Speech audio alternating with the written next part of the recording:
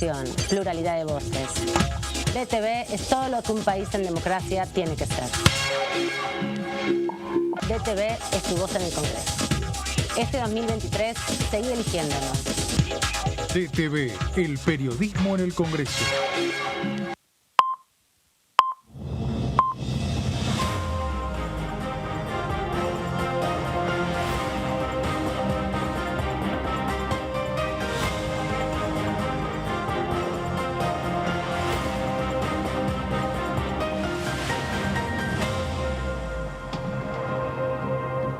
Hola, ¿qué tal? ¿Cómo andan? Bienvenidos, bienvenidas. ¿Cómo están? Buen martes para todos y todas. Primer día hábil de la semana. Últimos 4 días hábiles antes de las elecciones para presidente de este año 2023. Así que estamos ya a cuenta regresiva, cerrando actos. Hoy, mañana, ayer, pasado mañana. Todos los candidatos y candidatas están terminando de ultimar los detalles de sus propuestas para tratar de convencer a la gran mayoría de los argentinos y argentinas que los acompañen con su voto. Ya no se pueden publicar más encuestas tampoco y dentro de muy pocos días va a cerrar el periodo de la campaña electoral, por lo menos para la definición de las generales de este domingo próximo 22 de octubre. Mientras tanto, en la Cámara de Diputados no hay panorama de actividad para estos días, son 4 días nomás que hay para esta semana y cierre, como decíamos, de campaña, pero sí el candidato presidente de Unión por la Patria, Sergio Massa, que es además el ministro de Economía de la Nación, estuvo comentando que va a enviar un proyecto en los próximos días aquí al Congreso de la Nación para incorporar como política de Estado el programa Previaje. Justamente este fin de semana largo, muchos argentinos y argentinas viajaron por el país a partir de este programa de promoción para la industria del turismo, que llevó a una ocupación hotelera casi el 90%. La gran mayoría de ese proceso de ocupación hotelera en los principales puntos turísticos tuvo que ver con esta política de previaje, que es justamente la devolución del 50% de lo pagado por el paquete turístico, por el alquiler, por el viaje en avión o en micro, para luego reinvertirlo y gastarlo en los consumos de ese fin de semana largo, como ha sido este que pasó del 12 de octubre. También hubo encuentro plurinacional de mujeres lesbianas, travestis y trans con una gran cantidad de participantes en Bariloche, que tuvo además la presencia de muchos turistas y se definieron posiciones en contra del fascismo, en contra de los discursos de odio, y se promueve también un próximo encuentro para el año próximo en Jujuy. Nuevamente a Jujuy para denunciar justamente la reforma constitucional que se llevó en esa provincia y la violencia contra las mujeres de los pueblos originarios principalmente. De esto y mucho más vamos a hablar en la tarde del día de hoy, aquí con mis compañeros y con mis amigues, Claudio Mardones, Gaby Vulcano. ¿Cómo andan? Bienvenidas. ¿Cómo le va? ¿Bien? ¿Qué tal? ¿Cómo estás? Bien, repasando la actividad, en un ratito vamos a hablar también de las leyes que se promulgaron ya después de la actividad parlamentaria en el Congreso. Varias de las que se convirtieron en ley tienen su promulgación, que es un alivio por lo menos para algunos sectores. Totalmente. ¿No? Sí, sobre todo, bueno, la novedad fue la promulgación de la ley de alquileres, la nueva ley de alquileres, que había muchas dudas respecto a si se iba a poder sancionar o no antes de las elecciones. El oficialismo de alguna manera se enfocó en que se pudieran acelerar los trámites tanto aquí en la Cámara de Diputados como previamente en el Senado. Se aprobó el proyecto de ley, la iniciativa que se impulsó desde el Senado. Así que bueno, ahora ya está promulgada la ley. Esperemos a que se cumpla, ¿no? Porque ese es uno de los grandes desafíos de esta nueva ley, como sucedía con la anterior, donde había cuestionamiento justamente por la falta de cumplimiento de la norma. Bueno, ahora hay que esperar a ver qué pasa. Mañana hay que entrar a buscar casas y departamentos y ver si están publicadas en pesos, que es uno de los planteos que se hicieron en esta ley. Y también se prometió, decía hace un ratito, el envío de un proyecto sobre el previaje para que pueda ser un programa que tenga 6, 7, 8, 9 y 10 ediciones. Exactamente. Bueno, últimos chispazos de la campaña. en un momento de algo que ha venido sucediendo y que es que, bueno, desde que opera la prohibición del código electoral para llevar adelante actos de gobierno con la intención de captar el voto, bueno, en el medio ha habido, en este caso, una agenda alternativa, que es la que se ha llevado adelante en la Cámara de Diputados con una serie de proyectos. El más paradigmático ha sido transformar en ley la iniciativa de compra sin IVA. Bueno, en este caso específico, lo del previaje, que también encierra, como ha pasado en otros casos, también un espejo incómodo para la oposición, ¿no? Porque hay que recordar que el previaje incluso ha sido hasta una cuestión que formó parte de los últimos debates, incluso del segundo debate, en donde, bueno, hay que tenerlo presente porque incluso en este programa, en los momentos más críticos de la pandemia, hemos ido cubriendo un poco el impacto y la aceptación de las ediciones anteriores del previaje. Hemos escuchado cómo diputados que tienen más relación y que vienen trabajando con el sector del turismo, incluso dentro de Juntos por el Cambio, han tenido un punto de vista positivo con la utilización del previaje. Y acaban los datos. Exacto. 1,5 millones de turistas dentro del país y 500 millones de pesos en previaje, fue lo que se planteó de este fin de semana, que fue récord. Además se plantea en relación a las 5 ediciones que hubo un 15% más de ocupación hotelera que en el 2022 y en relación a eso, nuevas obras de infraestructura donde se emplean además más de 600.000 trabajadores. Un dato que empieza a surgir con mucha más claridad en este momento en la industria turística es que cada vez se habla menos de temporada baja. Y eso va acompañado por una parte de la pospandemia y por otra parte de los programas de previaje. Claro. Y este salto que implicará un debate en la Cámara de Diputados, ¿no? Un tema. Y otro tema que no pasa inadvertido y que no es una promulgación, pero sí una reglamentación, tiene que ver con el certificado único de discapacidad, porque finalmente la ANDIS, la Agencia Nacional de Discapacidad, firmó la resolución 322, que es la que ya por fin pone en funcionamiento la reforma del certificado único, porque lo más importante, entre otros temas, es que no va a tener más fecha de vencimiento. Exactamente. Parte de esas cosas también se han discutido aquí en la Cámara de Diputados y ahora queda pendiente lo que pasará en la Cámara de Senadores con varios proyectos importantes que dieron media sanción la semana pasada, ¿no? Que estuvimos con la sesión, una sesión importante, muy larga, con definiciones que fueron justamente la posibilidad de convertir en ley algunos proyectos, entre ellos los dos que comentábamos hace un ratito que tuvieron hoy su publicación en el boletín oficial, pero también otros programas que tienen que ver con, bueno, el compre sin IVA por un lado y por otro lado también algo que adeuda todavía en la Cámara de Senadores, que tiene dictamen, pero no sabemos cuándo se va a poder reunir, que es el programa MIPYME, ¿no? Para el proceso de registración de trabajadores y trabajadoras con beneficios para las pequeñas y medianas empresas, sobre todo aquellas que tengan que incorporar hasta 11 trabajadores y trabajadoras, tema que me parece importante en este tramo final de la campaña, donde el Senado, seguramente después del 22 de octubre, cuando quede más claro cómo va a ser el próximo Senado, ¿no? Porque hay 8 provincias que renuevan senadurías en esta elección. Así es. Estamos pensando mucho en lo que tiene que ver con las candidaturas presidenciales, porque hay posiblemente una segunda vuelta. Todo indica que se va a ir a balotaje y va a ser allí donde se defina quién es el próximo presidente o presidenta de la nación. Pero el 22 de octubre lo que sí vamos a tener ya es la definición de quiénes van a integrar tanto la Cámara de Diputados como el Senado, cómo van a quedar repartidos las distintas fuerzas políticas aquí en el Congreso y obviamente que eso genera mucha expectativa porque por lo pronto, independientemente de quién sea el próximo presidente o presidenta de la nación, lo que sí sabemos es que va a haber un bloque nuevo, importante, que va a estar integrado por aquellos legisladores de La Libertad Avanza. Después, como siempre, hay que ver cómo se va a reconfigurar el Congreso, cómo se van a reconfigurar los distintos bloques e interbloques. Y ahí sí me parece que va a ser clave quién llegue a la Casa Rosada. Sí, estaba buscando porque tenía el listado de cómo, ahora lo voy a buscar bien en detalle, cómo se quedaba conformada la Cámara de Diputados, quiénes son los que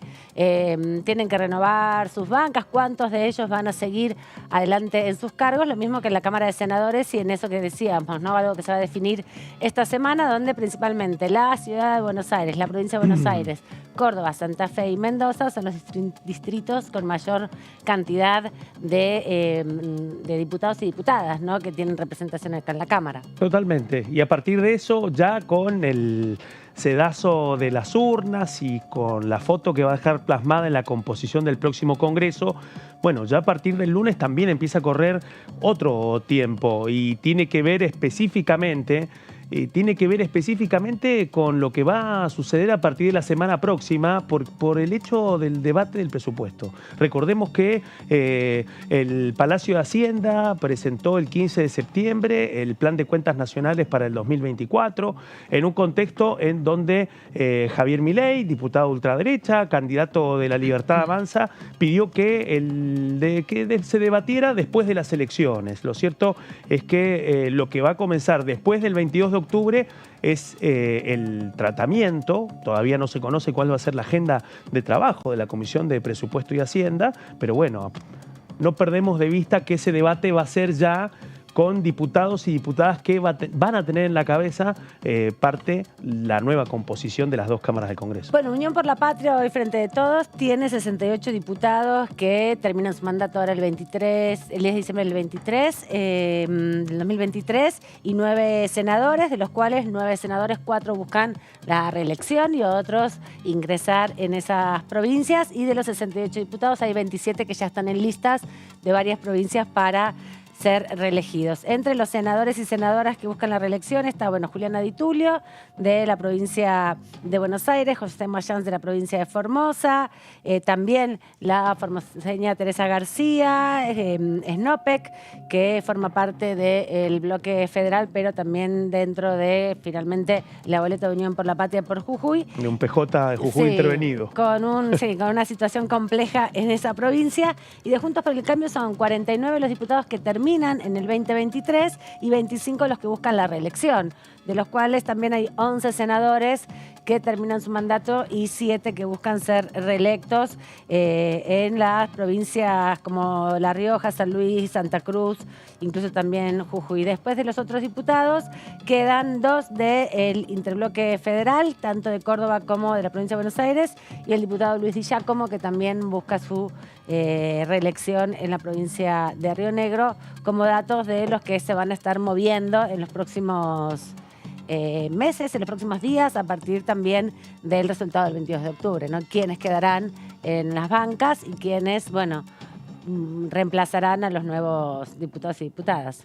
Sí, hay claramente gran expectativa sobre el recambio que se va a dar aquí en el Congreso, porque todas las fuerzas políticas vienen planteando que quieren llevar adelante una serie de reformas que sí o sí van a tener que pasar por aquí, por la Cámara de Diputados, por el Senado, en especial quienes vienen planteando más que quieren hacer cambios profundos en algunos temas que incluso de discusiones que ya han sido saldadas aquí en los últimos años, son aquellos integrantes de la Libertad Avanza que vienen planteando, bueno, modificar algunas cuestiones que sí o sí tienen que pasar por aquí, por el Congreso. Hay que ver el tema de cómo van a hacer con reunir el número necesario, no solamente para el quórum, sino para poder aprobar aquellas iniciativas que plantean.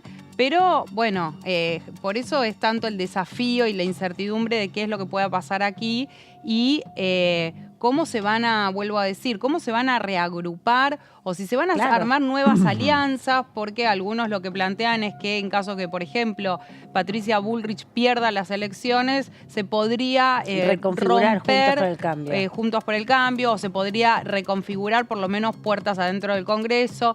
También en caso de que pierda el peronismo, ¿qué podría llegar a pasar con el peronismo? Bueno, hay que esperar para ver qué pasa y creo que se va a tener más claro después del 10 de diciembre. Por lo pronto lo que nos queda en estos días es un poco analizar los comportamientos de los diputados y diputadas que hubo en relación a los procesos de debate de los proyectos aquí en la Cámara de Diputados. La semana pasada también se aprobaron 3 nuevas universidades en la Argentina para que, bueno, sea discutido en la Cámara de Senadores, y el Senado también tiene iniciativas que empezaron por ahí, como la regulación o un régimen especial para el alquiler temporario, por ejemplo, que si bien no llegó todavía al recinto, es parte de las discusiones que tienen pendiente para luego enviar a la Cámara de Diputados. Queda poco tiempo, ¿no? Porque el 20 de noviembre, en casi un mes, es el último día que pueden dictaminar, es fecha también de feriado en lo que sería el balotaje, ¿no? Ese fin de semana del balotaje, y hasta el 30 de noviembre para sesiones ordinarias, para poder tener una última sesión donde aprobar varios proyectos. Además del presupuesto, que bueno, si bien siempre puede estar sujeto a un debate en extraordinarias en el mes de diciembre, ¿no? Es una posibilidad. Ahí hay que ver. Bueno, hay otro tema que tiene que ver también con lo que pasa este domingo, porque también empieza a delinearse, y eso tiene un impacto directo en la Cámara de Diputados y en el Senado. Bueno, ¿quiénes van a liderar la oposición también, no? En un momento, como bien decía Gabriela, en este momento el principal conglomerado opositor se encuentra con un desafío muy importante en un escenario en donde además la cohesión ya ha sido una materia difícil para Juntos por el Cambio, especialmente para el radicalismo, que a diferencia de lo que ha pasado en el partido a nivel nacional, el radicalismo tiene dos bloques que ya llevan más de 2 años divididos. Y desde el 21, claro. Exactamente. De hecho, con diputados que apenas asumieron como presidentes del bloque, como es el caso del cordobés Rodrigo de Loredo. Y además va a perder muchos diputados, ¿no? Porque varios de esos diputados que conforman el espacio de Evolución Radical no tienen, por lo menos, pensado ser parte de la lista de la renovación ahora el 22 de octubre. Exactamente. Y a eso se suma otra foto importante que también tiene que ver con los cambios en el poder y en la configuración del poder. Pensemos, hay varios diputados que concluyen su mandato el 9 de diciembre, y rápidamente van a tener que viajar a sus provincias para asumir como gobernadores. En este por lo menos momento, 4. Claro, estamos hablando, repasemos, del Puntano, Claudio Poggi, próximo gobernador de San Luis; del sanjuanino, Humberto Orrego, próximo gobernador de San Juan; el neuquino, Rolando Figueroa, próximo gobernador de Neuquén. Y me falta... Claudio Vidal. Santa Cruz. El santacruceño Claudio Vidal, gobernador electo de Santa Cruz, también, que va a suceder a Alicia Kirchner el 10 de diciembre. Claro, y están después, que no son diputados que no son de esta nacionales, casa, Maximiliano Puyaro. En Santa Fe, y también el chubutense Ignacio Torres, que es senador y que va a pasar a ser gobernador, y va a tener un reemplazo en la Cámara de Senadores también. Entonces va a asumir que lo reemplaza, porque Neuquén no es de las provincias que renuevan senadores. Renueva la provincia de Buenos Aires, renueva la provincia de Jujuy, la provincia de Formosa, la provincia de Salta. Tenía acá que otras más, la de Formosa, provincia de Buenos Aires, Jujuy, Salta, San Luis también, Santa Cruz, son las que renuevan senadores, y bueno, y ahí va a haber una definición también importante de esa nueva configuración. Así que veremos, todos estamos pendientes del 22 de octubre. Mañana podemos hacer un repaso de qué diputados dejan sus bancas, que por lo menos no van a estar aquí en la Cámara para los próximos 2 años, y también repasar un poco su actividad parlamentaria, ¿no? Algunos van a buscar ser reelectos y otros veremos en el lugar de la lista que estén si pueden ingresar o no, y cómo será también la conformación de los nuevos, muchos que por ahí entren con la Libertad Avanza, que tiene un conjunto de candidatos y candidatas que no son parte ya de las listas más tradicionales que puedan acceder a una banca aquí en la Cámara de Diputados. Veremos, también tendrán mucho que interpretar quienes forman parte de la lista de Milei. Vamos a repasar otro de los temas importantes que se está discutiendo en la Cámara, que todavía no tuvo una sanción en el recinto, pero sí tuvo un dictamen importante, y tiene que ver con un proyecto que busca reducir la jornada laboral de los trabajadores y trabajadoras dentro de lo que es la ley de contrato de trabajo. Ahora, Gaby, nos vas a contar con detalle, porque fue un proyecto muy discutido y que finalmente llegó a una síntesis dentro de una expectativa muy grande, ¿no? De muchos trabajadores y trabajadoras que hoy tienen jornadas de entre 8 y 9 horas diarias.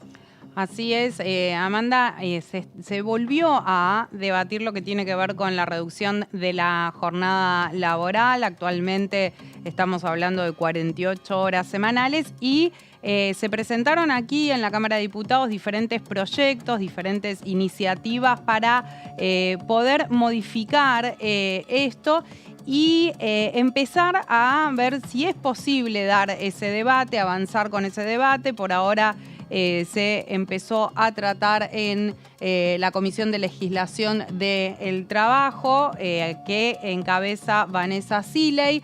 Se realizó la segunda reunión informativa sobre los proyectos justamente que buscan reducir la jornada laboral.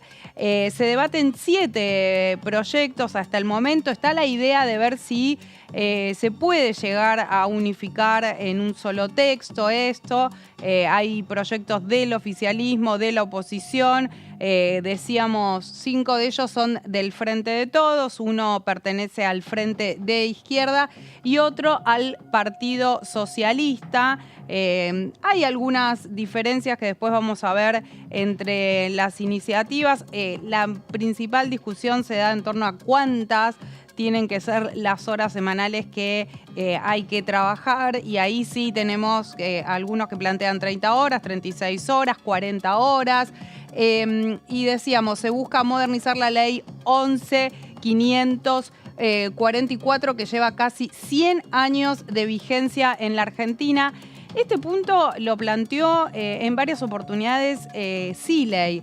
Dijo, estamos discutiendo una legislación que tiene 100 años. O sea que sí o sí es necesario modificar, es lo que ella planteaba, porque no solamente cambió el mercado laboral, cambiaron las condiciones de trabajo en la Argentina y en distintas partes del mundo, sino que también eso está acompañado de los cambios que se dio en la vida cotidiana de todos los trabajadores y las trabajadoras. Uno de ellos que podemos plantear tiene que ver con algo que se instaló a partir de la pandemia, que tiene que ver con el teletrabajo, por ejemplo, donde también habría que pensar la discusión respecto a las tareas de cuidado, porque también se está queriendo discutir esto y esto replantea también el escenario de lo que tiene que ver con el trabajo. Y también me parece, Gaby, que en relación a esto que vos decías del teletrabajo, está bueno traspolar algunas de las derechos que se reconocieron en esa ley, por ejemplo, el derecho a la desconexión, que quienes tienen un contrato de trabajo presencial también tienen derecho a la desconexión, por ejemplo, después de su jornada de trabajo, y no se cumple, ¿no?, con la relación que se tiene hoy con la tecnología, donde terminás teniendo vinculación con tu trabajo, por ejemplo, un feriado, por ejemplo, el fin de semana, para arreglar alguna cosa que quedó pendiente de la semana o del día anterior, bueno, sin reconocer que el tiempo de descanso es tan valioso para la reposición de la energía vital para desarrollar el trabajo como para el esparcimiento, ¿no?, y la recreación. Así es. Vemos que, bueno, algunos de los expositores que pasaron por la comisión, expositores a favor, Héctor Daer, secretario general de la CGT, estuvo en esta segunda reunión. Estela Díaz, ministra de Mujeres y Diversidad bonaerense. También participó Héctor Recalde, exdiputado nacional y abogado laboralista, que viene hablando de este tema hace muchísimos años, cuando ni siquiera estaba en la agenda del peronismo, del oficialismo. Este tema, él ya venía planteando que era necesario rediscutir la jornada laboral. También Claudio de la Carbonara, de la Asociación Gremial de Trabajadores del Subte y el Premetro, es otro de los expositores de esta segunda reunión que se dio aquí en la Cámara de Diputados. Sebastián Echemendi, investigador de la Universidad Torcuato Di Tella y de Fundar. También Walter Correa, ministro de Trabajo bonaerense y secretario general de Fática Obreros Curtidores, que hasta, si no me equivoco, el año pasado era diputado nacional. No me acordaba si era este año que lo nombraron o el año pasado ministro de Trabajo bonaerense. Mario Paco Manrique, secretario gremial de la CGT y adjunto de ESMATA, que también es otro de los dirigentes sindicales que viene planteando que es necesario pensar en estos cambios que, decíamos al comienzo, plantean desde el oficialismo, pero también desde un sector de la oposición, puntualmente desde el Frente de Izquierda y desde el Partido Socialista. En el caso de Juntos por el Cambio, que hoy es la principal fuerza opositora, no están tan de acuerdo con ir en ese sentido, aunque estuvieron en lo que fueron las reuniones.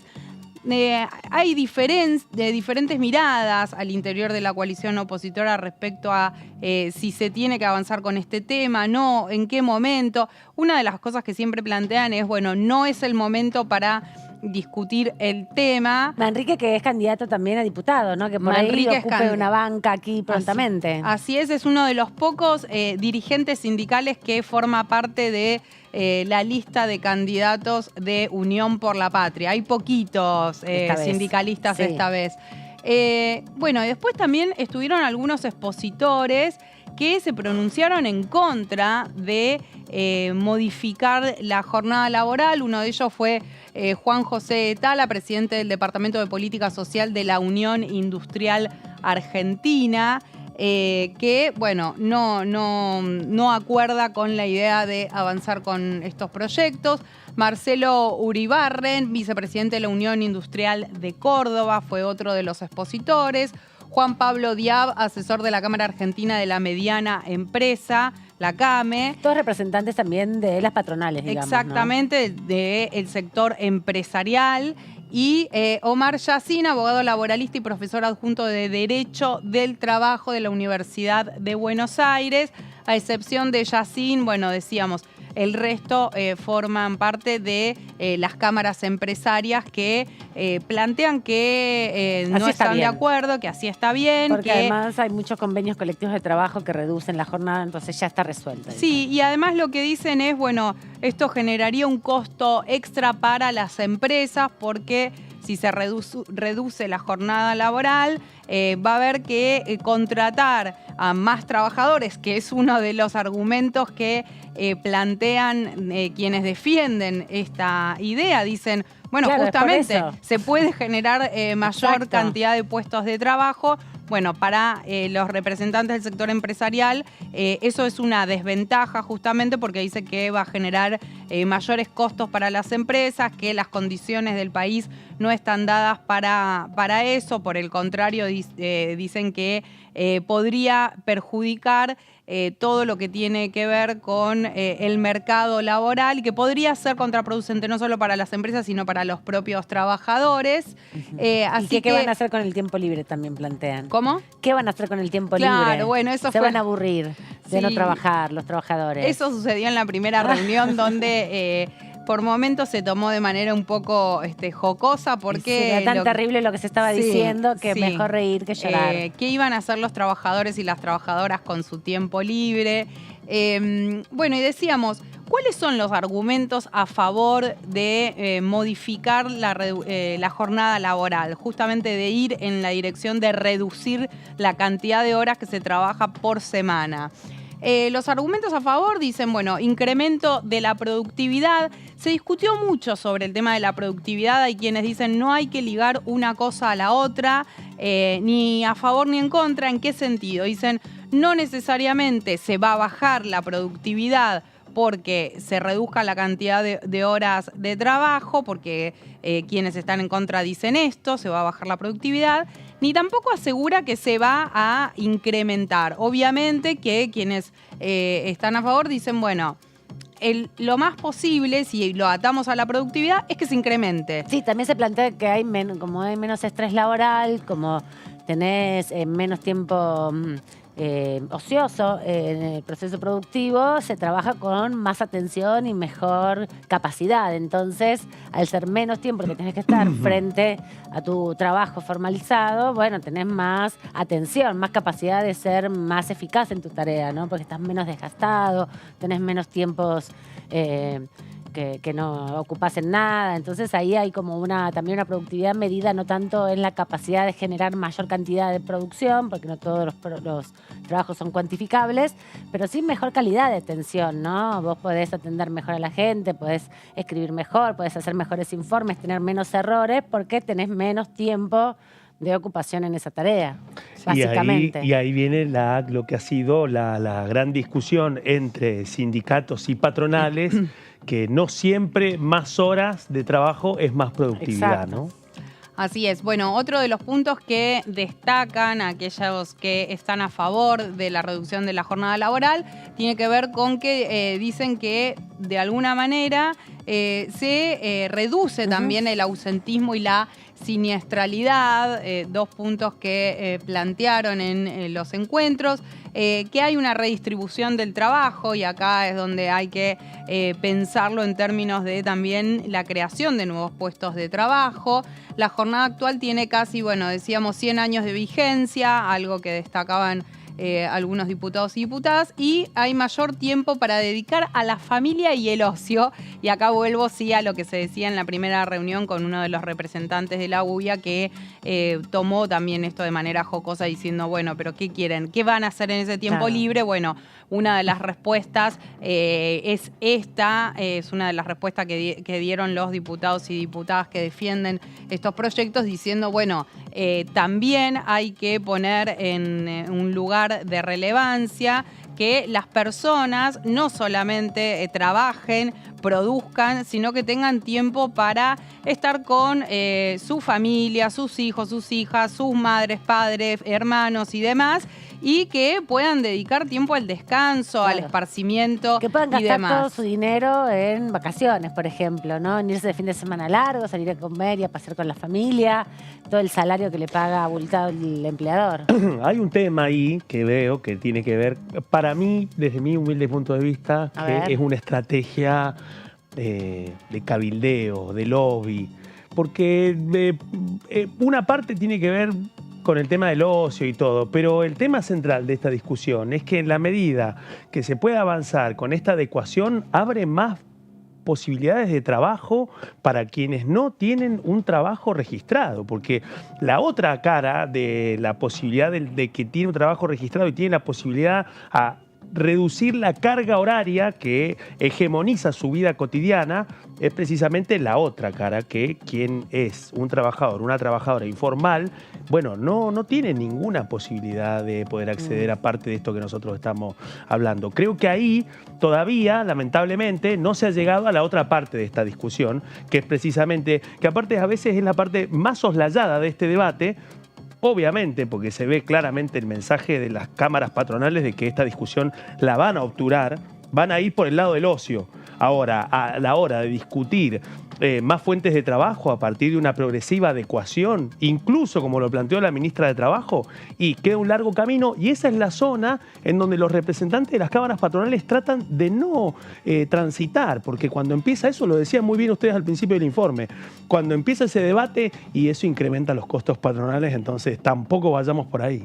Sí, una de las cosas que, como dice Claudio, destacó en el primer encuentro que se hizo aquí en la Cámara de Diputados, la ministra de Trabajo Raquel Kelly Olmos, fue que es necesario reducir la jornada laboral, pero que hay que hacerlo de manera escalonada, que hay que hacerlo de a poco, para ir adecuando esta nueva jornada en función de, bueno, la realidad actual de nuestro país, teniendo en cuenta el contexto económico, teniendo en cuenta la realidad de las distintas empresas, pero que sí es necesario ir en ese sentido, y sobre todo destacó que es un debate que se está dando a nivel mundial, que hay algunas primeras experiencias en este sentido donde no se pueden sacar conclusiones definitivas de si resultó o no, pero que, bueno, hay que empezar a discutirlo, que se puede llegar a aplicar, que se puede tratar de ver cómo funciona en nuestro país, porque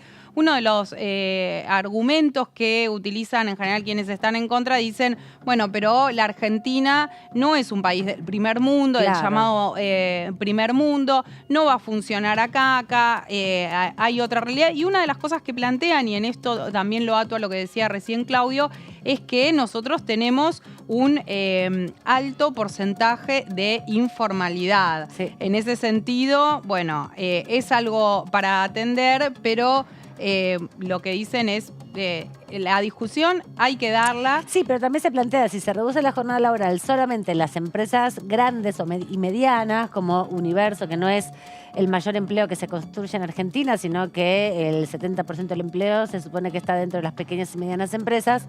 Pero si ya haces un régimen para este tipo de empresas que tienen, además, márgenes de ganancia muy grandes, bueno, hay una posibilidad de construir un tercer turno en la jornada laboral que incluye la empleabilidad de muchas muchos nuevos trabajadores, ¿no? Y el universo también de pensar la relación en la rentabilidad que tienen las empresas, que está declarado en sus declaraciones juradas. En relación a eso, debería haber una política un poco más agresiva por parte del Estado, ¿no? Para poder plantear la necesidad de contrataciones o mayor capacidad de contrataciones de personal de empleo en planta permanente, registrado. Y además con esta dimensión que también los trabajadores registrados son pobres y tienen pluriempleos, ¿no? ¿Cómo van a ser con 2 jornadas de 8 horas que van a estar trabajando 16 horas sin parar, más las horas que te toca viajar, estás más horas trabajando que durmiendo, en definitiva? Bueno, una característica del trabajador y la trabajadora argentina que se ha hablado mucho también en Chile para caracterizar también, que es el trabajólico. Es el trabajador, trabajadora que trabaja demasiadas horas, con turnos que van más allá de los 5, sino que van a los 6 días, que implican a veces más de 12, 14 horas, con una vida mediada por largos trayectos de transporte que también ocupan parte de esa vida cotidiana y que además nosotros empezamos a ver en esta coyuntura algo que también ha sido un doloroso patrimonio de la realidad política y social del país hermano trasandino, que es trabajadores y trabajadoras trabajólicos, trabajólicas, cada vez más empobrecidos. Así es. Otro de los puntos es, bueno, ¿cuáles son los argumentos que dan aquellos que están en contra? Estamos hablando hasta ahora de los planteos que se vieron, se escucharon, mejor dicho, en los 2 encuentros que se realizaron. Lo que dijeron, bueno, no es el momento adecuado para debatir este tema. Casi que te diría que es un latiguillo, Amanda, que se suele usar para muchos. Sí, nunca es el momento. Muchos temas es que no es el momento indicado. Bueno, hacen referencia a la situación económica de nuestro país. También plantean que, bueno, bajar las horas de trabajo no implica mayor productividad, como dicen aquellos que defienden la reducción de la jornada laboral. Y después la otra cosa que también se afirmó, se planteó, tiene que ver con que hay una gran heterogeneidad en lo que es el mercado laboral y que lo que puede llegar a funcionar en términos de la reducción de la jornada de trabajo para algunas empresas, para algunos sectores, para otros sectores no puede funcionar o puede incluso ser contraproducente. Después, vemos en la próxima placa otros de los puntos relacionados con esta discusión. La jornada laboral es de 8 horas diarias y de 48 semanales, como decíamos. Está establecida por el convenio número 1 de la Organización Internacional del Trabajo en 1919. 10 años después, en 1929, se instauró en Argentina y pasaron 104 años desde ese primer convenio de la OIT y 94 años desde la legalización en nuestro país.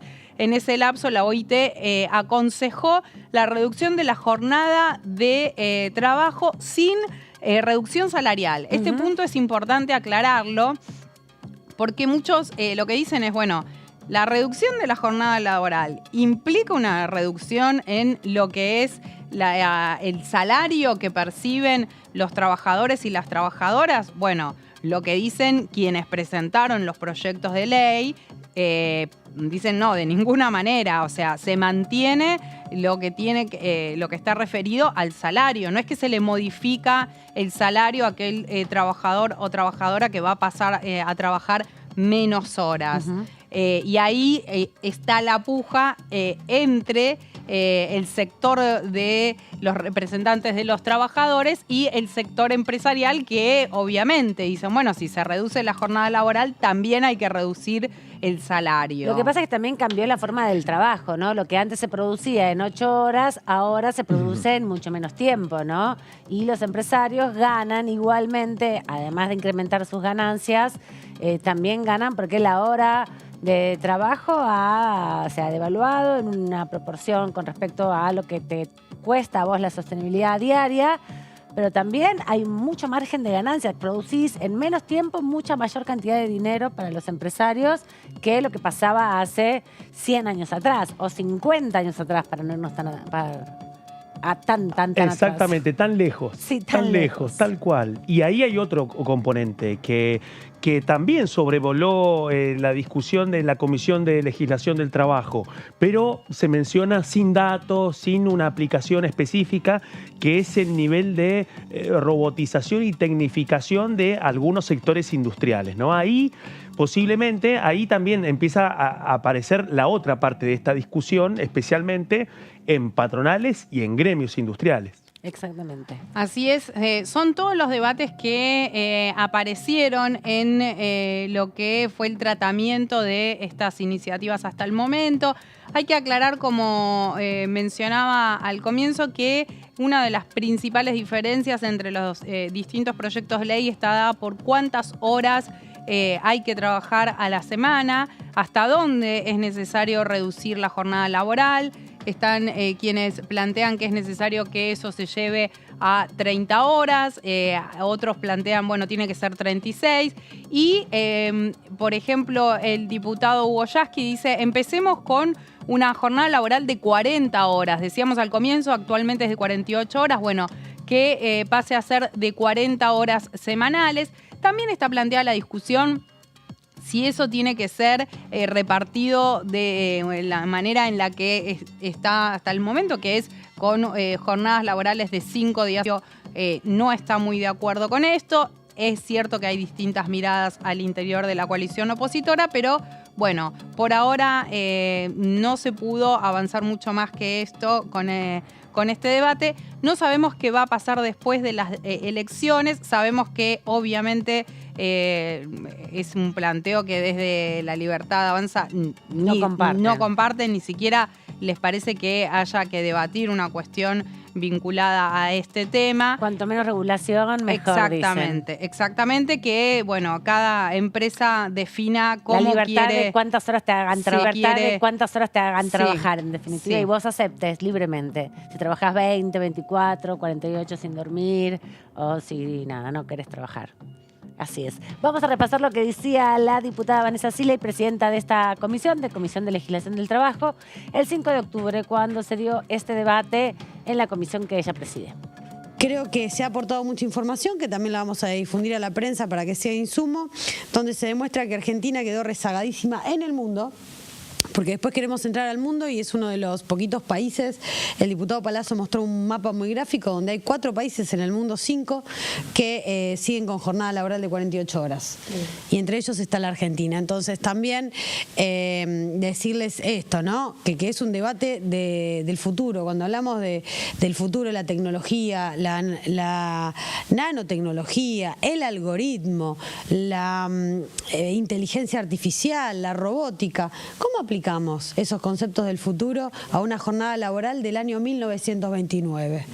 No se condice, no es proporcional, no es ajustada. Y bueno, creo que la discusión amerita lo que pasó hoy, una larga jornada y mucho debate. Es el debate que la gente necesita. Yo cada vez que hablo con la familia, con los amigos, con los compañeros de trabajo, en la calle, sobre estos temas, no encontré todavía ninguna persona que esté en desacuerdo con reducir la jornada laboral. En definitiva, de eso se trata, ¿no? De eso se trata, de regular la desigualdad, de emparejar un poquito esa desigualdad. Y rentabilidad hubo de sobra.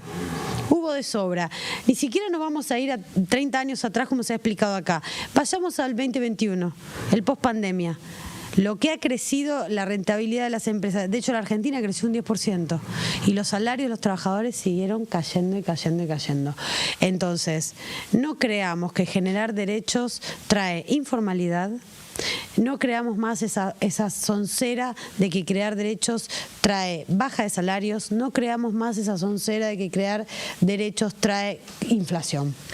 Porque hay ejemplos en la Argentina, solo en la Argentina, de la democracia hasta esta parte, donde pasó todo lo contrario. Los años 90 pasó todo lo contrario. Y las presidencias de Néstor y Cristina también pasó todo lo contrario. En una se sacaron derechos y se destruyó empleo, en otra se crearon derechos y se creó empleo. Así que a los hechos nos remitimos, ¿no? A los hechos históricos.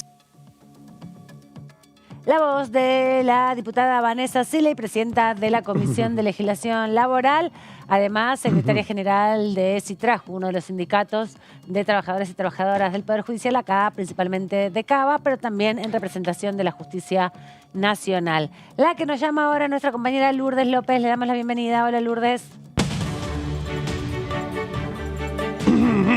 ¿Cómo estás, Aman? Saludar, por supuesto, también allí a todos los compañeros en piso y a la audiencia que nos siga a través de Diputados Televisión. Bueno, estamos en el recinto, obviamente, porque en esta semana hubo bastante actividad, está habiendo bastante actividad y puntualmente en lo que tiene que ver con la promulgación de algunas leyes, como por ejemplo la ley de alquileres, que recordemos tuvo en realidad la sanción en lo que fue la sesión anterior, después de algunas modificaciones que había sido llevadas adelante por el Senado. Y por el otro lado, la reglamentación que había sido promulgada en el mes de mayo y también sancionada en el Senado por unanimidad, estamos hablando del certificado único de discapacidad, donde algunas de las reglamentaciones tienen que ver con que sea, en este caso, expedida con o sin fecha de vencimiento y que también pueda ser de manera física o digital, según quien lo necesite tenerla de manera permanente. Si les parece, vemos cómo fue y repasamos y recordamos cómo fue el proceso de votación de esta ley que tiene que ver con el certificado único de discapacidad. Se va a votar en general y en particular el dictamen de las comisiones de discapacidad y de acción social y salud pública recaído en el proyecto de ley por el cual se modifica el certificado único de discapacidad, orden del día 339. Sírvanse marcar su voto. Se cierra la votación. Por secretaría se dará lectura del resultado de la votación. 227 afirmativos, 0 negativos, 0 son las abstenciones.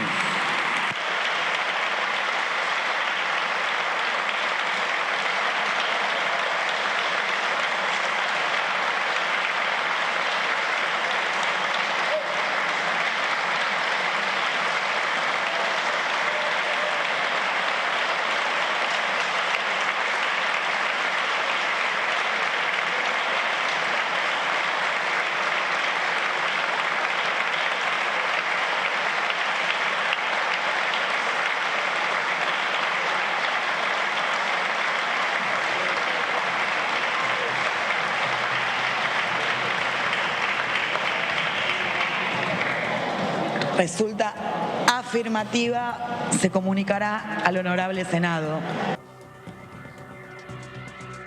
Muy bien, bueno, ahí es como ya en este caso se votaba de manera unánime la que ahora es la ley 27.711, que tiene que ver con el certificado único de discapacidad, pero hay que decir que lo que faltaba era reglamentarse. Finalmente, así se hizo. Algunos de los detalles tienen que ver, por ejemplo, con que su otorgamiento tendrá una periodicidad entre 5 a 15 años. Además, de acuerdo a la norma, la Agencia Nacional de Discapacidad será la encargada de la actualización del mismo, pero es muy importante esto, ¿no?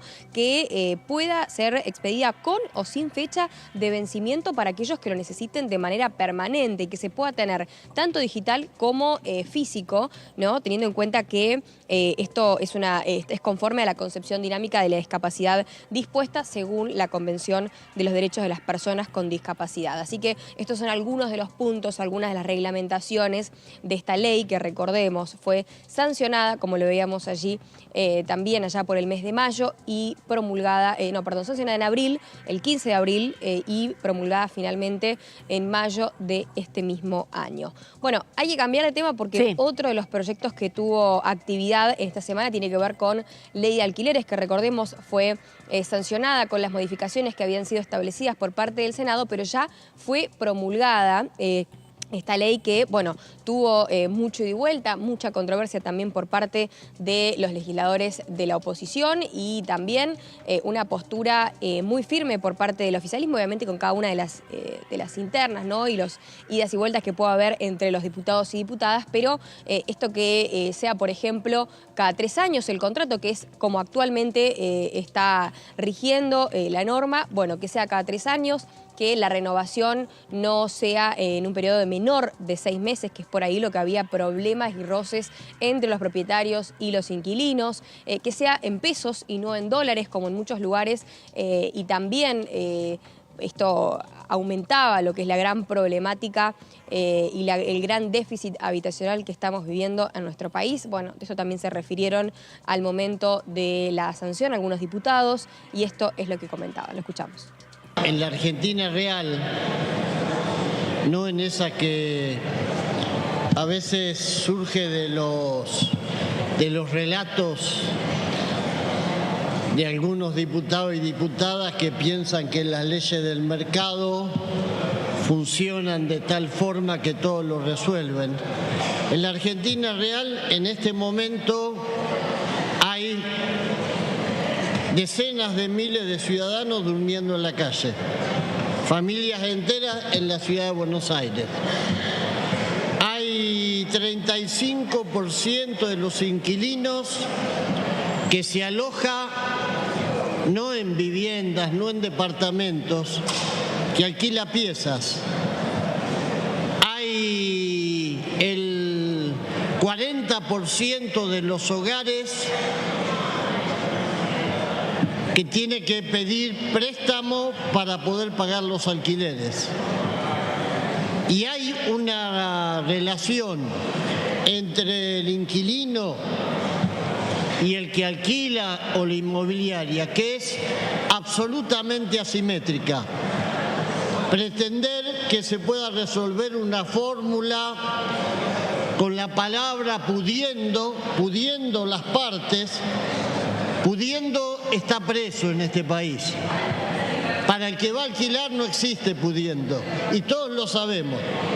Todo el que tenga a alguien conocido que tuvo que ir a alquilar con los pesitos justos, haciendo un sacrificio, tuvo que aceptar la imposición de la dupla que constituye el mobiliario y el que alquila.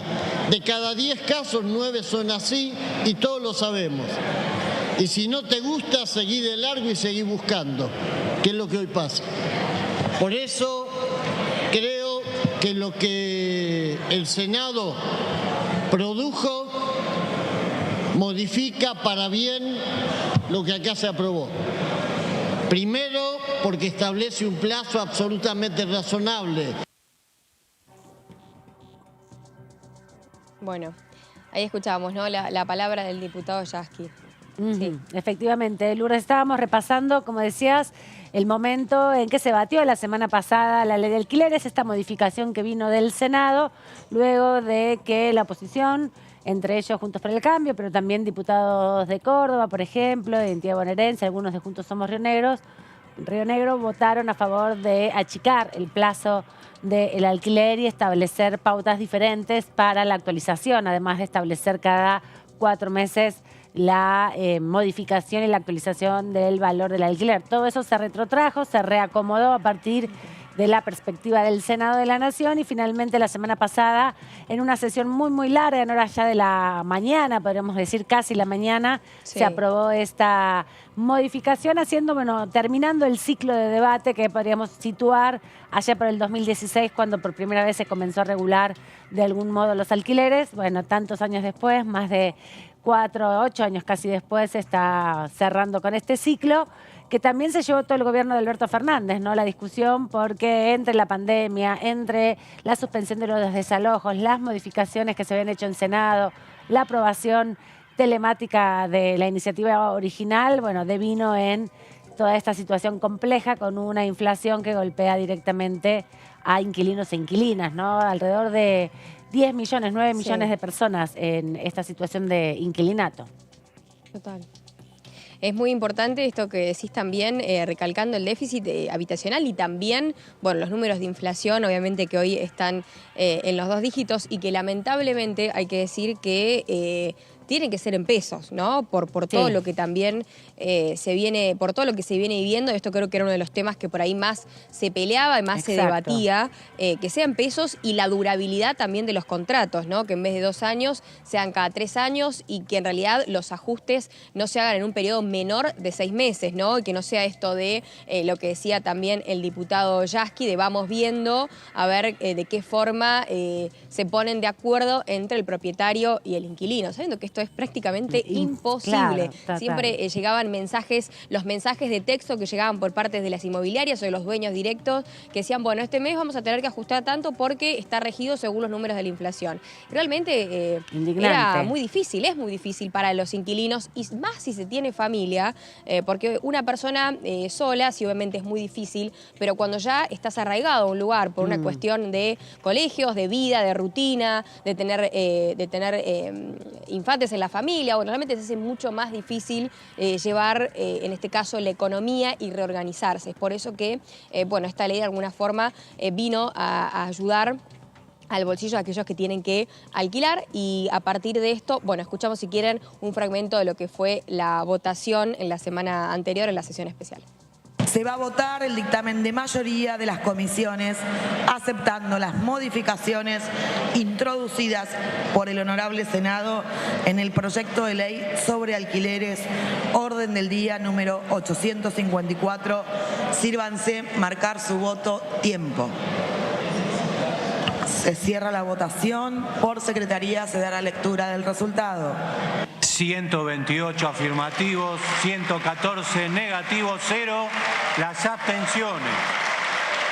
Resulta afirmativa, se comunicará al Poder Ejecutivo.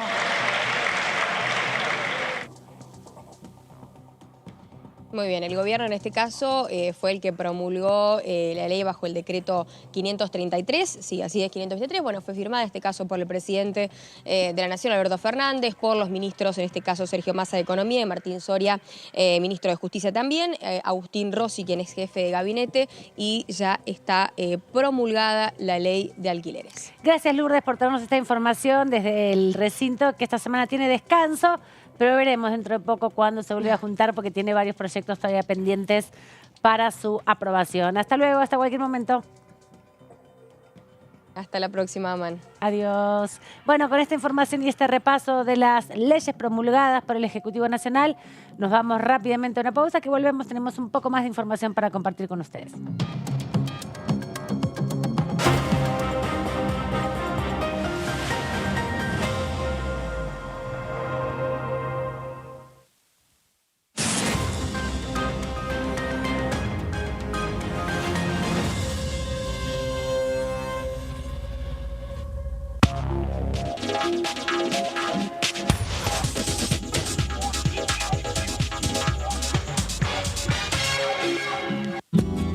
Este es el gasoducto Presidente Néstor Kirchner, una obra de escala mundial realizada en tiempo récord, que unirá la energía de Vaca Muerta con todo el país.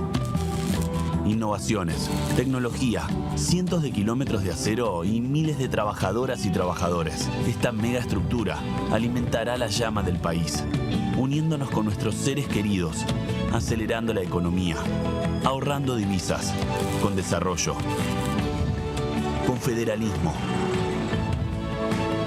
con soberanía y orgullo.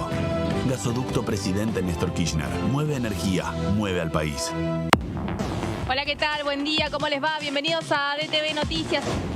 Quiero comentarles que he presentado un proyecto de ley para asistencia económica de las personas con discapacidad que estén federadas en algún deporte de la República Argentina. Hoy ganancias está en 700.000 pesos y ahora se eleva a 1.770.000, 1 millón de pesos más. O sea, ¿cuánta gente? Bueno, hay un montón de gente, se lo ha mensurado, o sea, estamos hablando de 800.000 personas que van a ser correspondidas van a ser alcanzadas por esto. Veremos de qué manera eso derrama. DTV Noticias, de lunes a viernes. Hiciste la colimba entre 1975 y 1983. Tu testimonio aún puede ser clave para hacer justicia. Lo que hayas visto y oído en dictadura es un aporte fundamental para llegar a la verdad. Para más información, entra a argentina.gov.ar/fuicolimba.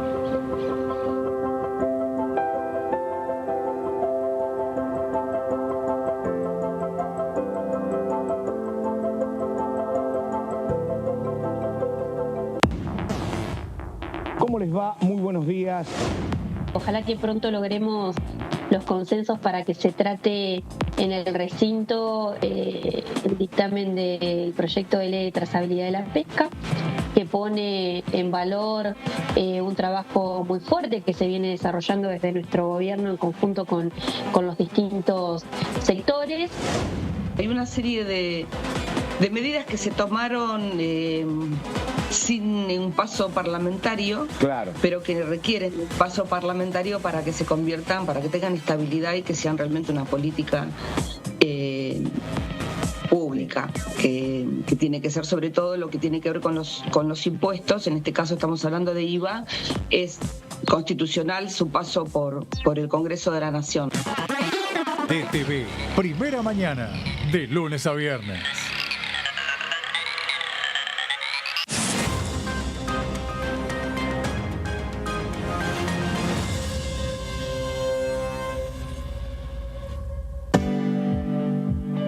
Si somos dueñas y dueños de nuestros libros, somos protagonistas de un futuro mejor. Por eso, entregamos libros a millones de estudiantes en todo el país en solo un año. Además, otorgamos becas educativas para que las chicas y los chicos puedan terminar la escuela. Realizamos obras en universidades, fortaleciendo el sistema universitario nacional. Y este año, otorgamos y renovamos becas Manuel Belgrano en carreras estratégicas para el desarrollo productivo del país. Con más educación, construimos un futuro mejor. Conoce más en argentina.gov.ar/protagonistas. La educación nuestra bandera. Ministerio de Educación.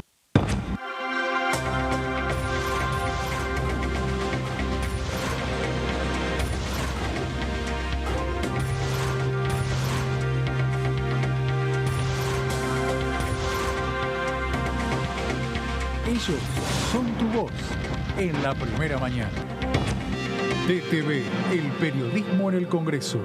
Aumentamos de 4.000 a 18.000 pesos el tope de reintegro del 15% en compras realizadas con tarjeta de débito para personas jubiladas o que perciban una pensión por fallecimiento. Primero la gente. AFIP. Argentina Presidencia. Buen mediodía, ¿cómo va? Toda la región norte del país se va convirtiendo cada vez más en una región ganadera por el corrimiento de la frontera agrícola. Claro. Obviamente esto ha provocado que zonas que antes no eran tradicionalmente ganaderas, de la provincia de Formosa, de la propia provincia de Misiones o del Chaco, hoy estén incorporadas a la producción de ganado bovino.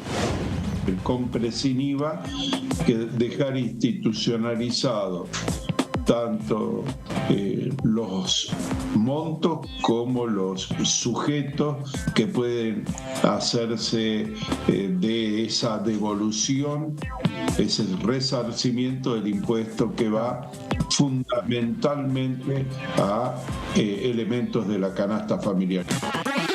DTV, primera edición, de lunes a viernes.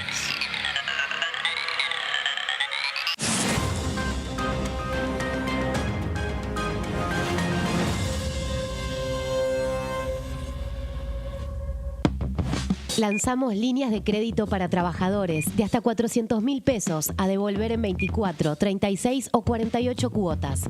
Y detrás de ese dato, más argentinos pueden progresar.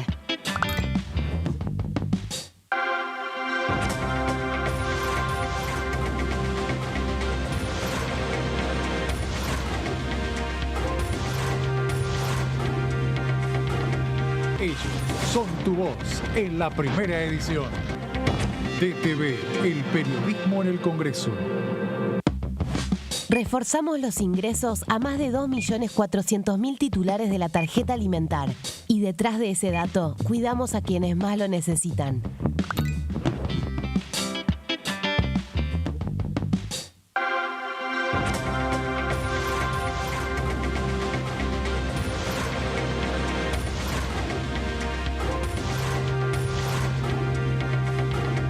Ellos son tu voz en la primera edición. DTV, el periodismo en el Congreso.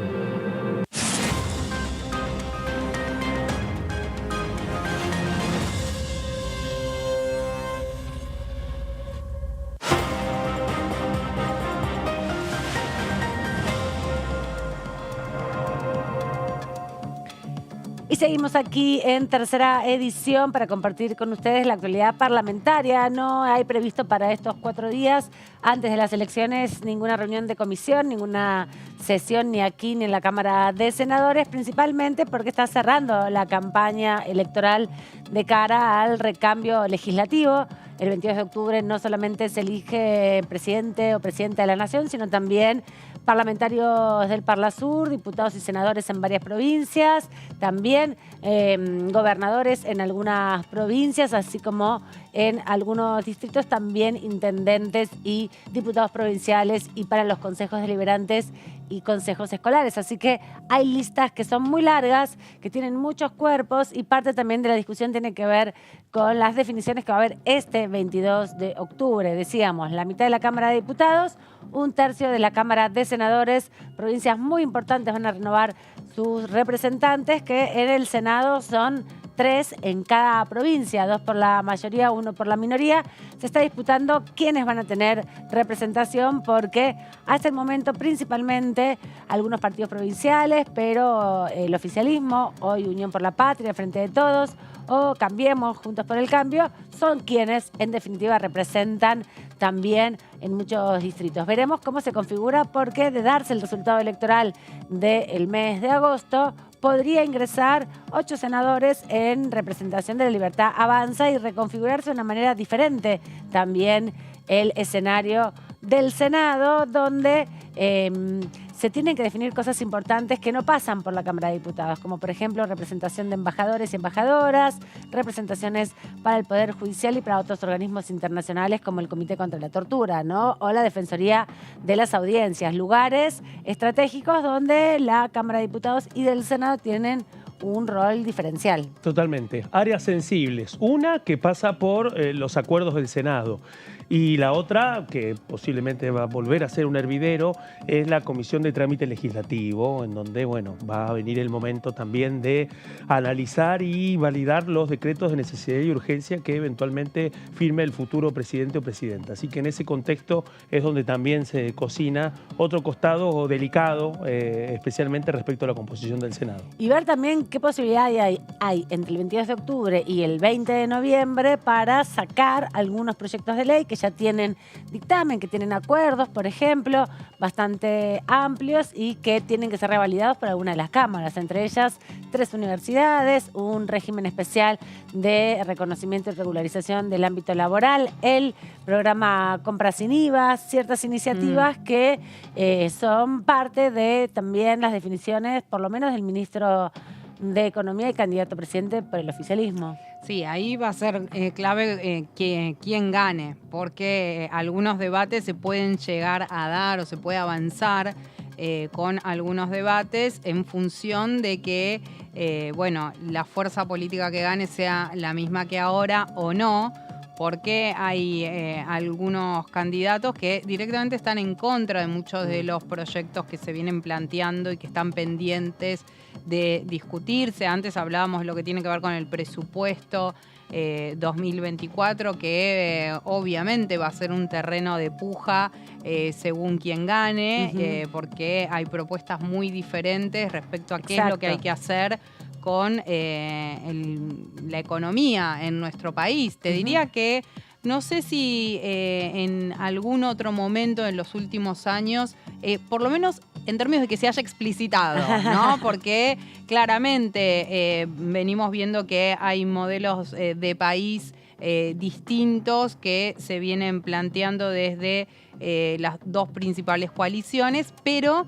me parece que hace mucho tiempo que no se explicitaban algunas medidas económicas de manera tan tajante, porque estamos hablando de que hay un candidato que dice que directamente hay que dolarizar la economía versus otros candidatos, y ahí hablo de Massa y de Patricia Bullrich, que dicen no hay ninguna posibilidad de dolarizar la economía, no hay que ir en ese sentido. Entonces me parece que se están dando algunas discusiones que van a repercutir en las discusiones que se den aquí adentro del Congreso. Y hasta el día viernes a las 8 de la mañana se puede hacer campaña electoral. Entre el viernes a las 8:01, digamos, de la mañana hasta el domingo a las 6 de la tarde. No se puede hacer ningún tipo de propaganda ni proselitismo, por lo menos en los canales oficiales, sean los medios masivos de comunicación como la vía pública. Todo va a tener que terminar de ser pegado en estos días, en estas horas que quedan. Siguen las redes sociales. Pero después. siguen las redes sociales el fin de semana y ahí va a estar difícil, ¿no? Porque es un terreno donde se ha trasladado fuertemente la campaña y donde algunos de los candidatos tienen mucha presencia, ¿no? Va a ser interesante lo que pasa en esas últimas horas. Y además también saber la otra gran pregunta, la gran pregunta del domingo, el nivel de participación.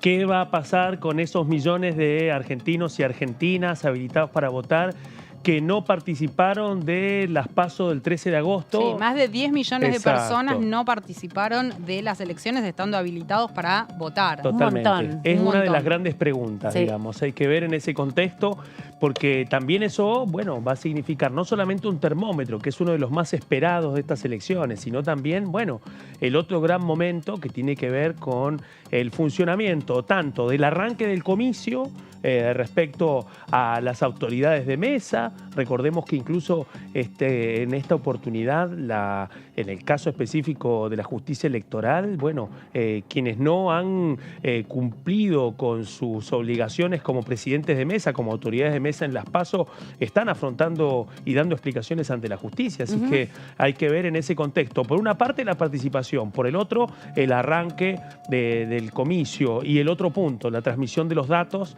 para finalmente saber a partir de las 21 cuál es el total de las mesas escrutadas para conocer una tendencia, como ya dijo el titular de la Dirección Nacional Electoral, Marcos Schiavi, antes de las 23.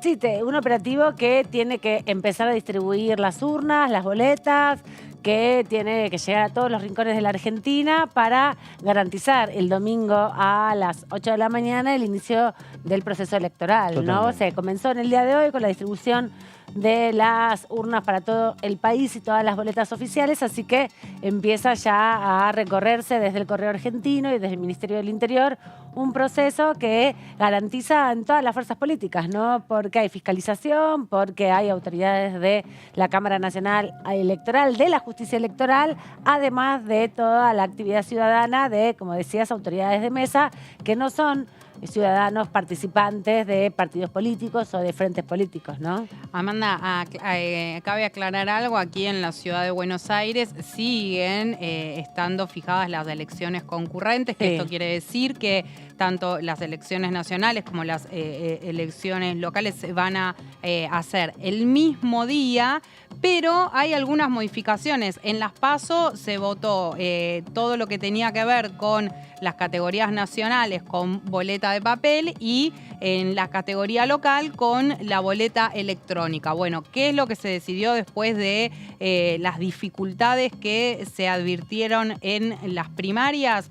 Que ahora se van a seguir haciendo concurrentes, o sea, se van a votar por separado, el mismo día, pero por separado, pero van a ser en ambos casos a través de la boleta de papel. O sea, va a haber 2 urnas y se va a votar por separado, decíamos, a través de la boleta de papel, porque lo que fue el uso de la boleta electrónica generó muchísimas dificultades al momento de la votación aquí en la ciudad de Buenos Aires. Muy bien, todo esto va a pasar el domingo, vamos a ir viendo luego los resultados electorales que se den con el correr de las horas. En estos días ya el Ministerio del Interior está comentando el dispositivo, es mucho más sencillo el proceso electoral ahora, hay menos candidaturas, hay menos oferta electoral, es mucho más reducido también la cantidad de boletas que superaron el límite de 1.5 que establece las PASO y también, bueno, algunos que perdieron en su propia interna partidaria. Así que todo esto es parte de un proceso que se va a dar el domingo. Lo que queremos contarles ahora a ustedes es que está próximo hoy a terminar una muestra de fotos muy importante que tiene que ver con las leyes de los 40 años de democracia. Se está repasando el impacto de la implementación de la ley de cupo laboral travesti y trans, Diana Zacayán, Luana Berkins, que se aprobó hace 2 años atrás aquí en el Congreso y que la Cámara de Diputados tiene su propio programa de desarrollo y de inclusión laboral en este cuerpo legislativo que es la Cámara de Diputados y la Cámara de Senadores. Vamos a repasar repasar los alcances de la ley 27.636 de cupo laboral travesti trans.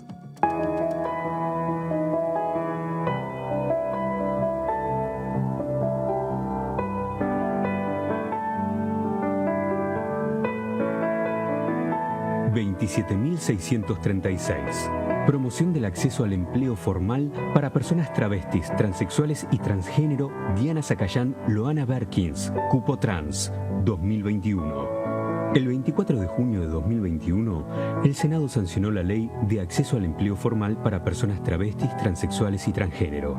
El colectivo travesti trans es uno de los más desfavorecidos de la Argentina, con altísima tasa de desempleo y abandono escolar y una esperanza de vida que no supera los 41 años.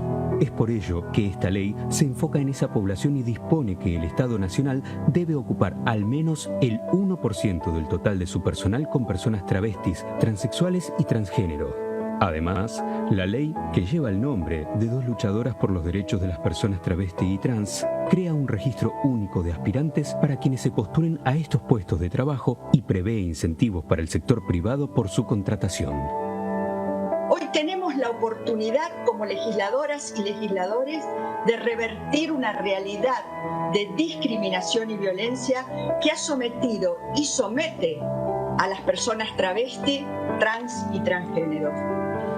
Podemos seguir mirando para otro lado y hacer como si las personas trans no existiesen, como si la esperanza de vida de este colectivo no fuese de 35 a 41 años.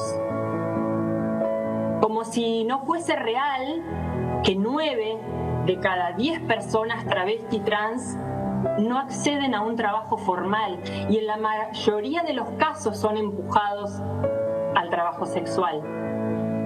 O podemos elegir hacernos cargo y reparar lo que hicimos mal como sociedad y como Estado. Solamente una sociedad que trabaja para garantizar el pleno acceso a los derechos humanos de todos y todas sus integrantes puede soñar con ser una sociedad mucho más justa, más igualitaria y mucho más libre sobre todo.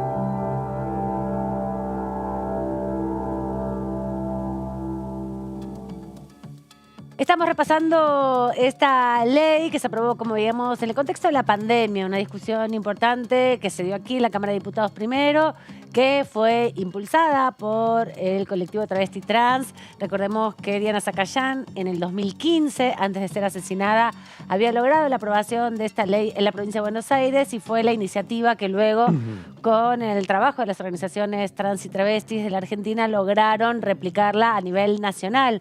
Hoy todo el Estado argentino tiene la obligación de incorporar por lo menos al 1% de su plantel laboral como reparación histórica a una violencia institucional que, bueno, no cesa, ¿no? Pero de algún modo se intenta reconocer y reparar de esta manera. Todavía quedan deudas pendientes, como por ejemplo la ley para aquellas personas sobrevivientes de la violencia institucional que no logran, que no pueden conseguir un trabajo hoy porque son mayores, porque son travestis y trans que ya han sobrevivido la cárcel, la prisión, la violencia, también las intervenciones quirúrgicas no en buenas condiciones, podríamos decir, aplicadas sobre su cuerpo, y se busca el reconocimiento de una jubilación. Es un universo de alrededor de 1000 personas, no muchas más, que han sobrevivido estos años previo a la ley de identidad de género y que todavía el Congreso de la Nación no ha logrado ni siquiera debatir después que se presentó ya hace bastantes años. En el 2015, antes del asesinato de Diana Zacayán, se había planteado incluso esta ley de reparación, pero finalmente se aprobó la ley de cupo laboral y aquí en la Cámara de Diputados hay un programa que tiene casi 50 personas ya reclutadas con esta perspectiva reparatoria, y nuestra compañera Lourdes López está justamente en una de las salas del anexo de la Cámara de Diputados porque hay una muestra que reconoce la organización, la lucha y sobre todo el reconocimiento de esta forma que tiene el Estado de darle garantías de dignidad a muchas personas que han sido violentadas a lo largo de su historia. Lourdes, contanos un poco porque hoy termina la muestra, ¿no? Así es, Aman, Gaby, Claudio, bueno, esto es lo que está pasando aquí en la sala, en el anexo A, precisamente, en el ingreso, ¿no?, a nuestro anexo también, y pensando cuál es la importancia de revalidar, de visibilizar las luchas y las conquistas por parte de la comunidad travesti trans, en este caso en el plano laboral, en el marco del aniversario de la creación del programa, en este caso de empleo, formación y desarrollo de personas travesti trans. Bueno, ¿cuál es la importancia de poderles dar el lugar que por muchos años no se les dio y no se les supo respetar, ¿no? En total situación de precariedad, de vulnerabilidad, inclusive con peligro de muerte, que es lo que muchos compañeros y compañeras lamentablemente tuvieron que sufrir. A partir de esto quiero leerles algo que está aquí en lo que es la reseña de esta muestra, que pueden ver imágenes de trabajadores y trabajadoras de esta casa, y que dice que el derecho al trabajo y el acceso a la educación y salud integral son las políticas públicas fundamentales para garantizar la igualdad y el pleno ejercicio de una vida digna. Esto es, recordemos, en el marco del programa del empleo, formación y desarrollo para personas travesti trans de la Honorable Cámara de Diputados de la Nación. Y podemos ver a muchos compañeros que están en seguridad, a muchas que están por ahí en lo que es la parte de recursos humanos, en diferentes espacios que, bueno, compartimos todos y todas todos los días, y que en este caso habla de la necesidad imperiosa de un trabajo de fondo, ¿no?, por parte de las instituciones. Y con esto también, y del mundo laboral. ¿Qué soy? ¿Importa? Siempre hay alguien que lo preguntaba, nos dice Susi Shock en su poemario Transpirado, como ella. Con esta muestra queremos invitar a una reflexión profunda sobre la identidad y la importancia de la aceptación y el encuentro en las diferencias. Sí, creo que también es el trabajo, esto que les decía, ¿no?, de todas las instituciones también, de dar las herramientas necesarias para una verdadera inclusión en el ámbito laboral, ¿no? Esto es también el objetivo de esta muestra, poder visibilizar, poder mostrar caras, personas que están acá y que están entre nosotros, ¿no? Claramente, y además también dar cuenta... sí, efectivamente, Lourdes, dar cuenta de que no tiene que ver con las capacidades, muchas veces el acceso al trabajo o la falta de acceso al trabajo, que no es una cuestión de falta de capacitación o decisión individual, sino de prejuicios y de violencia, ¿no?, de impedimentos que tienen las propias instituciones, que tienen no solamente muchos prejuicios, sino condiciones que no se adecúan a situaciones de vida, como por ejemplo la vida de muchas personas trans y travestis que han sufrido la persecución policial sin causas, simplemente por su condición travesti o trans, y que tienen antecedentes penales, por eso no podían acceder a un trabajo formal, ¿no? Y más allá de eso, reconocer el esfuerzo por parte de este programa para también garantizar una inclusión libre de violencia, ¿no? Porque no solamente es garantizarle un empleo o un empleo formal con todos los derechos reconocidos, sino un clima de trabajo, un ambiente de trabajo sin hostigamiento y sin hostilidades. Hay mucho prejuicio social todavía respecto a bueno, la multiplicidad de identidades que se pueden tener y a los derechos que se garantizan. Sí. Recién hablábamos del déficit habitacional. Bueno, como ustedes ya deben saber, uno de los grandes problemas y conflictos dentro de todo este mundo que tiene que ver con el déficit habitacional y lo complicado que es poder cumplir todos los requisitos para poder alquilar un espacio para vivir, es, y lo tienen con mayor dificultad las personas travesti trans por el mismo hecho de ser trans, ¿no? Es una situación que realmente es muy difícil y que no solamente lo vivencia en el trabajo, sino que, hablando a propósito de esta ley que comentábamos recién en el recinto, tiene que ver con el acceso y con los requisitos que se les piden, ¿no?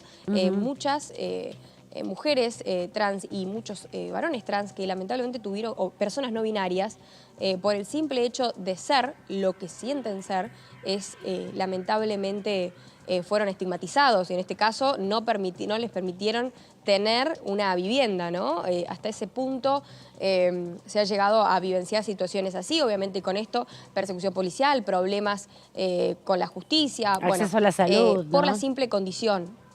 Acceso a la salud, Bueno, esto que vos decías de también intervenciones quirúrgicas completamente ilegales, ¿no? También. O en condiciones de mucha precariedad. de mucha precariedad. Exacto. También recuerdo, o en relación a la ley de cupo laboral, la discusión en torno justamente a la igualdad de oportunidades, ¿no? Cómo el Estado puede promover políticas que generen igualdad de condiciones para el acceso al trabajo registrado a partir de políticas reparatorias, y esto es un poco lo que quiere mostrar esta configuración, ¿no? De fotos, este conjunto de imágenes que muestran a nuestros compañeros y compañeras en su actividad cotidiana, dirigentes como Vicky Izquierdo, que a estamos propósito viendo. de esto, Aman, te voy a pedirle al camarógrafo si me puede ayudar. Acá, de fondo, está Félix, uno de nuestros compañeros también, que es camarógrafo, y que también, bueno, viene a dar lugar a todos los compañeros y compañeras que están en Diputados Televisión. Así que está Félix, más atrás que no llegamos con el plano, pero también está Luana, que es maquilladora. Y digo, así también, qué importante es que estemos, ¿no? Todos juntos y todas juntas en esto de, bueno, el mundo laboral, y que cada vez realmente sea más inclusivo y sin prejuicios, ¿no? Sí, efectivamente. Gracias, Lourdes, por traernos un poquito de esta muestra tan importante que retrata a nuestros compañeros y compañeras en este programa de inclusión laboral travesti trans, y por hacernos recordar también la ley 27.636 de inclusión laboral, que lleva el nombre de dos grandes referentas, ¿no? Como Diana Zacayán y Luana Berkins. Así que es parte también de las actividades que hay aquí en el Congreso. Dale, hasta la próxima, Aman. Hasta luego. Estábamos repasando justamente la discusión en torno a la ley de cupo laboral travesti trans, y queremos dar testimonio con nuestros colegas y compañeros. Sí. Qué lindo móvil. ¿Te gusta? Me gustó mucho el móvil, y hubo una experiencia para quienes tienen la oportunidad de poder pasar por los paneles de la entrada del anexo. Van a encontrarse con estos retratos fotográficos, pero también con la felicidad de nuestros compañeros y compañeras en sus puestos de trabajo. Yo creo que uno no toma conciencia hasta que no ve ese trabajo fotográfico, esa muestra, y tomar dimensión de esta etapa experimental de aplicación de la ley, en donde ya hay 50 compañeros y compañeras con su puesto de trabajo, ¿no? Y recordaba que también la ley de teletrabajo, que hoy hacías referencia, Gaby, tiene un apartado para la promoción de la inclusión también travesti trans dentro de las facilidades de contratación, y hubo también una perspectiva luego de la aprobación de esta ley de ir incluyendo programas de promoción para las empresas que promuevan justamente la inclusión laboral, ¿no? Sí, es un tema sumamente importante, sobre todo en momentos donde algunos candidatos o opositores quieren cuestionar esto, sacarle importancia a lo que tiene que ver justamente con este cupo que hay para las personas trans, travestis, no binarias y demás, en momentos donde, bueno, recién lo decía nuestra compañera, lo mencionabas vos también, Amanda, en momentos que son muy difíciles, porque a veces cuando hablamos de las dificultades para conseguir trabajo, las dificultades en el mercado laboral, las dificultades económicas por las que estamos atravesando todos y todas, bueno, sabemos que hay a determinados colectivos que eso les pega muchísimo más, les va más de frente este tema. Bueno, me parece que es importante en ese sentido remarcar la importancia de esta ley que posibilitó que se llevara adelante este cupo, que hay que decir que aquí en el Congreso se empezó a implementar antes de que existiera la ley, ¿no? Es verdad, con el primer ingreso que fue el de Luz Aimé Díaz, también una persona trans que fue perseguida por la policía e injustamente incriminada en un asesinato, en un homicidio realmente muy violento, que nada tenía que ver, y bueno, como forma de reparación estaba Sergio Massa todavía como presidente de esta Cámara, inició el programa Travesti Trans de inclusión laboral con ella, incluyéndola como primera persona de ingreso formal al empleo aquí en la Cámara de Diputados. Queremos repasar entonces sí el momento en que celebrábamos los primeros años de aprobación de esta normativa junto a nuestros dos compañeros, tanto con Félix como con Luana. Hola, mi nombre es Félix, tengo 28 años, estoy acá en la cámara, en la parte de DTV, me encargo de la parte de sonido, tanto microfonear a diputados y diputadas como invitados que vienen al canal. Ingresé hace relativamente poco, hace unos meses a la Cámara, a través de la ley de cupo laboral trans que integra la Cámara de Diputados, donde se pide una participación del 1% de las personas que forman parte, del 1% de las personas que forman parte de la Cámara sean personas trans, travestis trans y no binarias. Creo que la ley de cupo trans lo que hace es la integración, además de integrar personas trans al ambiente laboral, es que tanto nuestros compañeros y compañeras de trabajo puedan tomar conocimiento de las vivencias que tenemos las personas trans en distintas áreas, además de, en nuestro caso, sacarnos de la marginalidad, darnos oportunidades, darnos posibilidades de vida y que, bueno, se genere como un vínculo de ida y vuelta entre los mismos compañeros, tanto yo aprender de ellos como que ellos me escuchen y aprendan de mí, de mis vivencias.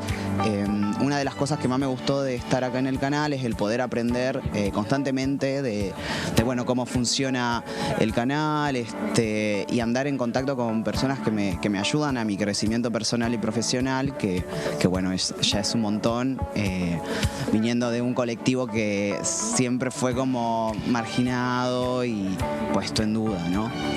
Desde el día 1 me sentí muy contenida, creo que es un grupo humano que tiene mucha empatía hacia las personas, eso sentí, ¿no? Independientemente que todos somos distintos, pero sabemos conllevarnos cada uno, ¿no? Creo que es muy importante porque a muchas chicas y chicos nos han sacado de la precariedad, de los trabajos en negro, de la prostitución, de las drogas, y esto nos hace salir de ese mundo oscuro que no queremos ser parte. Entonces siento que es muy importante que la comunidad trans esté abarcando estos puestos de trabajo. Eres Vana Pardo, como veían, y Félix Nieto, compañeros aquí de Diputados TV. Les mandamos un beso a ambos desde aquí, que les queremos mucho. Vamos a cambiar un poco de tema. Proyectos que todavía no tienen media sanción, ¿no? Exactamente. Vamos a hablar de un proyecto, Amanda y Gabriela, que tiene que ver con una iniciativa presentada por el Poder Ejecutivo, impulsada por el ministro candidato Sergio Massa, que llegó a tener dictamen y que está ahí, esperando llegar al recinto de la Cámara de Diputados. Exactamente. Muy reclamada por Sergio Massa. En cada entrevista dice, apruébenme la exteriorización de capitales. Motivo de sus quejidos también cuando trata de chicanear a la oposición diciendo, bueno, pero también proponen esto, entonces ¿por qué no lo aprueban en este momento? Bueno, vamos a repasar un poco cómo fue que hemos llegado a este momento respecto a un proyecto de blanqueo llamado Ley de Exteriorización del Ahorro Argentino. Ingresó a la Cámara de Diputados el 5 de junio de este año, presentado por el Poder Ejecutivo con la firma del jefe del Palacio de Hacienda, Sergio Massa, entre otros. Lo que busca esta iniciativa es, en primer lugar, crear un régimen de declaración voluntaria del ahorro argentino no exteriorizado, que lo que busca es declarar de manera voluntaria y excepcional la tenencia de bienes en el país y en el exterior dentro de un plazo que se extenderá desde su entrada en vigencia hasta 360 días corridos, es decir, un año de vigencia para este blanqueo que permite declarar posesiones de argentinos en el exterior que no han sido declaradas ante el fisco, y que lo que promueve este proyecto es un esquema para poder hacerlo de acuerdo con distintas alícuotas que son definidas en base a la cantidad de tiempo que se toma ese contribuyente para declarar los bienes que no ha declarado hasta ahora. Vamos a la siguiente placa para poder conocer más detalles de esta iniciativa. Lo que propone el proyecto es que esos contribuyentes que no han blanqueado sus posesiones y que las tienen tanto en territorio nacional como en el exterior podrán declarar de manera voluntaria y excepcional los siguientes bienes: tenencia de moneda nacional y extranjera en el país, tenencia de moneda extranjera en el exterior, activos financieros del país o del exterior, pero entendiéndolos como acciones, cuotas, participaciones societarias, criptoactivos, criptomonedas, monedas digitales, títulos y bonos. También, otro de los puntos, inmuebles, muebles y demás bienes en el país y en el exterior. Estos son los detalles de lo que podría abrirse en el caso de que el fisco contara con esta ley para poder abrir esta instancia de blanqueo. Esto es, en primer lugar, lo que implica el universo de los contribuyentes que podrían declarar estos bienes. Vamos a la siguiente placa para poder comprender un poco más ¿cómo es el mecanismo y cómo sería el impuesto que deberían pagar? Porque, en primer lugar, otro de los requisitos muy importantes referido a los bienes que se pueden declarar eventualmente. En primer lugar, los bienes declarados deben ser preexistentes a la fecha de entrada en vigencia de la ley y a la fecha de cierre del último ejercicio fiscal previo. Es decir, que solamente en el caso de que este proyecto prosperara este año, bueno, solamente podrían ser incluidos las posesiones del balance del año anterior y, en el caso del balance del año anterior, también los bienes que puedan formar parte de ese estado contable, obviamente, siempre y cuando sea antes a la sanción de este proyecto de ley.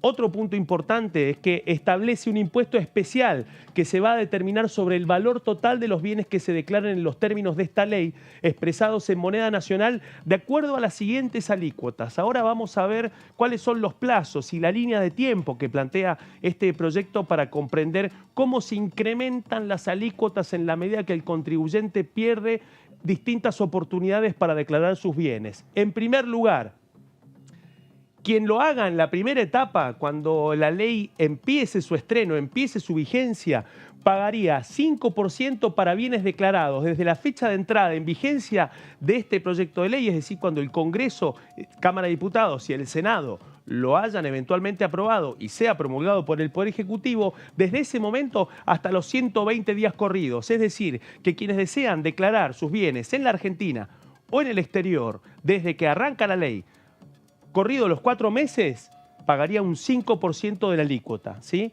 Vamos a la siguiente línea de tiempo. Los primeros que se anoten, digamos. Exactamente. Queda una segunda tanda que tiene que ver con quienes se anotan en la segunda tanda después de los 4 primeros meses.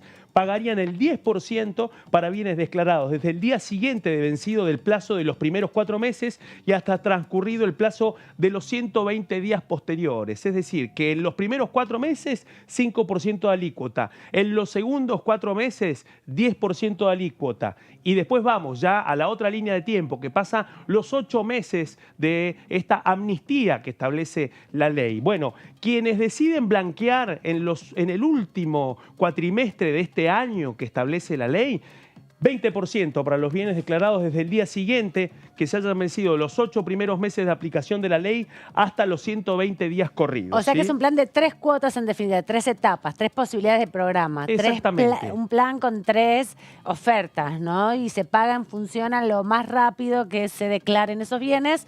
Sobre lo no declarado es este porcentaje de impuestos, no sobre lo que va a declarar, y se empieza a pagar sobre lo futuro, ¿no? Sobre lo que a partir de ese momento se paga en relación a lo no declarado hasta entonces. Lo anterior queda como una amnistía, no se tiene que pagar ni un peso. Totalmente. De hecho, un blanqueo lo que establece es eso, una amnistía para quienes no han declarado y están en incumplimiento con la ley fiscal y no han declarado sus bienes a partir de esta ley. Si prospera, que finalmente puedan hacerlo aprovechando esa amnistía, pero afrontando un pago. Lo que veníamos repasando, que son las alícuotas del 5, del 10 y del 20%, son para aquellos bienes repatriados. Ahora vamos a ver en la siguiente placa las otras características, ¿sí? Acá hay un tema. Si los bienes no han sido repatriados, se va a determinar el valor considerando su valor expresado en moneda nacional de acuerdo a las siguientes alícuotas. Ahora vamos a ver cuáles son las categorías definidas por la misma línea de tiempo de un cuatrimestre por cada alícuota, pero específicamente concentrada en bienes de argentinos que los tienen en el exterior, que deciden declararlo al fisco, pero que deciden no repatriarlo. En este caso, lo que plantea esta iniciativa es una primera alícuota, del 7,5%, es decir, 2,5 puntos arriba de la otra que contábamos, del 5%. En este caso, un 7,5% para los bienes declarados en el primer tramo de 4 meses de vigencia de la ley. En el siguiente caso, una alícuota del 12,5% para el segundo tramo, el segundo cuatrimestre de blanqueo. Quienes declaran sus bienes y no los han repatriado, en este caso, si deciden hacerlo en el segundo cuatrimestre, afrontan una alícuota del 12,5%, el doble de la alícuota del primer cuatrimestre en esta categoría. Y si después pasan los 8 meses de vigencia de esta ley de blanqueo, lo que afrontan es un 22,5%, ¿sí? Que va a ser el plazo que van a poder afrontar desde el mes 9 hasta el mes 12 de esta amnistía, de este blanqueo que propone el Poder Ejecutivo Nacional a través del Palacio de Hacienda. Vamos a la siguiente placa para profundizar un poco, porque acá hay otro punto que tiene que ver con otro de los elementos. A veces parece que todos estos bienes declarados en el exterior resultan muy lejanos. Bueno, también hay otro capítulo de esta ley que tiene que ver para quienes tienen menores montos, ahorros en la Argentina, en el país, en moneda nacional o en moneda extranjera, que no los han declarado al fisco. El impuesto especial, que el que veníamos hablando, será del 1,5% cuando las personas declaren únicamente las tenencias de moneda nacional o extranjera en efectivo en el país y su importe no supere el equivalente al 35% de los ingresos anuales promedio de los últimos 3 años declarados o no supere los $50.000. En pocas palabras, lo que plantea este punto del proyecto es que quienes tienen ahorros en moneda nacional o extranjera en el territorio nacional y no superan los $50.000 y decide declararlos de acuerdo a los aspectos que establece esta ley de blanqueo, afrontarían un 1,5% de alícuota. Veníamos repasando alícuotas que varían del 5 al 20%, del 7,5 al 22,5%. En este caso, un régimen simplificado del 1,5 para quienes deciden blanquear posesiones menores a los $50.000, especialmente en moneda nacional o extranjera en el territorio nacional. Esos son los que compraron ahorros, compraron dólares para ahorro, que tuvieron un pequeño excedente, por ahí asustados por el cambio de gobierno, lo que sea. Esta posibilidad de que esa plata después se pueda declarar e invertir en, por ejemplo, una vivienda, ¿no? Exactamente. Que es más o menos lo que sale una vivienda de 1 o 2 ambientes en cualquier centro urbano de Argentina. Y ahí hay un tema que también tiene que ver con la autoridad de aplicación, la Administración Federal de Ingresos Públicos, porque va a ser la AFIP la que va a determinar el ingreso, la forma y el plazo del pago, especialmente para este tipo de contribuyentes. Un dato muy importante que también tiene que ver con el diseño de todas las amnistías fiscales. La falta de pago del impuesto especial privará al sujeto de los beneficios previstos en la presente ley, ¿sí? Este es un dato muy importante porque en muchos casos esto implicará determinar un monto y establecer una forma de pago. Si el contribuyente, además de declarar los bienes y afrontar una forma de pagar esa alícuota, no la cumple, bueno, directamente toda esta posibilidad de acceder a la amnistía caduca inmediatamente por un tema de incumplir con el beneficio que establece esta amnistía y que tiene que ver con el pago en fecha del plan de pagos que se establezca finalmente, ¿sí? Esto me gusta lo que vas a contar ahora porque tiene mucha actualidad. Totalmente, totalmente. Vamos a ver por qué nos dice esto Amanda. ¿Quiénes quedan exceptuados? Quedan exceptuados de las disposiciones los sujetos que hubieran repatriado activos financieros del exterior, deben pagar el impuesto en los términos iniciales. Además, los fondos que se repatrien deberán depositarse en una cuenta especial y afectarse a determinados destinos de acuerdo a lo que defina la AFIP por un plazo de 1 a 5 años. Aquí hay una etapa, hay un protocolo y que tiene que ver con el control de los fondos repatriados. Esos fondos repatriados que permiten acceder a la primera etapa de beneficios fiscales que contamos en las primeras placas. Bueno, lo que establece también es una tutela de 1 a 5 años que corre por cuenta de la AFIP para garantizar ese control de repatriación de los bienes, ¿sí?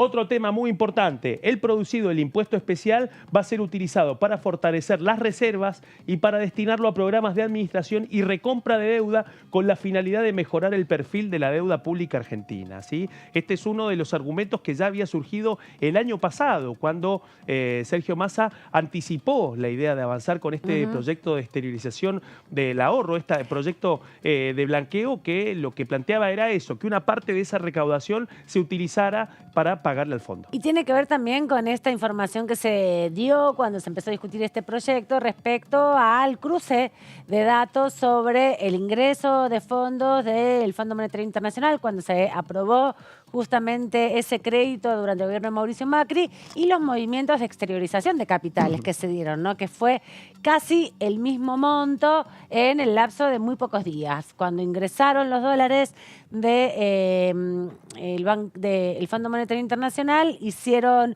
el cálculo de los movimientos de alrededor de 8.000, 9.000 cuentas de distintos argentinos y empresarios del país con estos ingresos que se habían hecho en simultáneo en los dólares. Así que hay un cruce de información importante que buscan primero tentarlos para que vengan voluntariamente a repatriar y declarar, porque la idea es que paguen una proporción de lo que no pagaron hasta el momento de esos dineros no declarados y esos bienes no declarados, porque hay, como bien decías, un acuerdo con organismos de Estados Unidos que van a permitir cruzar la información de las cuentas no declaradas por argentinos en Estados Unidos, ¿no? Uno de los principales países que tiene mecanismos de evasión y de, digamos, de guardar fondos o de dar servicios financieros para que se tengan fondos no declarados, que no se puedan develar esas informaciones, que se requiera un acuerdo entre los estados para eso. Bueno, finalmente se acordó. Totalmente. Eso porque dentro de la OCDE, el propio Estado argentino tenía, por ejemplo, convenios con países europeos, con países de Asia, pero no tenía con Estados Unidos. Totalmente. Ya desde el año 2014, la Argentina, 2013, no, me corrijo, 2010. Ya desde 2010 la Argentina tiene acuerdos con la OCDE firmados durante los 2 mandatos de Cristina Fernández de Kirchner.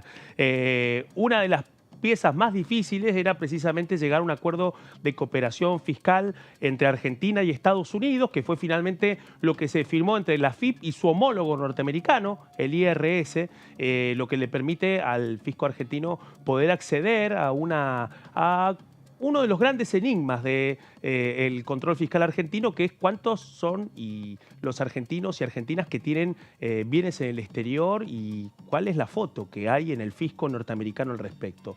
Obviamente que una parte de la aplicación de esto tiene el otro par ordenado, y es esta amnistía, que les permitiría a quienes deciden blanquear antes de ser penalizados por completo poder acceder a este régimen. De ahí la importancia que buscan el oficialismo para acelerar el debate, que finalmente a fines de agosto implicó que tuviera 2 dictámenes. Un dictamen de mayoría, que tiene la firma de 25 diputados y diputadas, y un dictamen de minoría de la oposición que plantea el rechazo a este proyecto.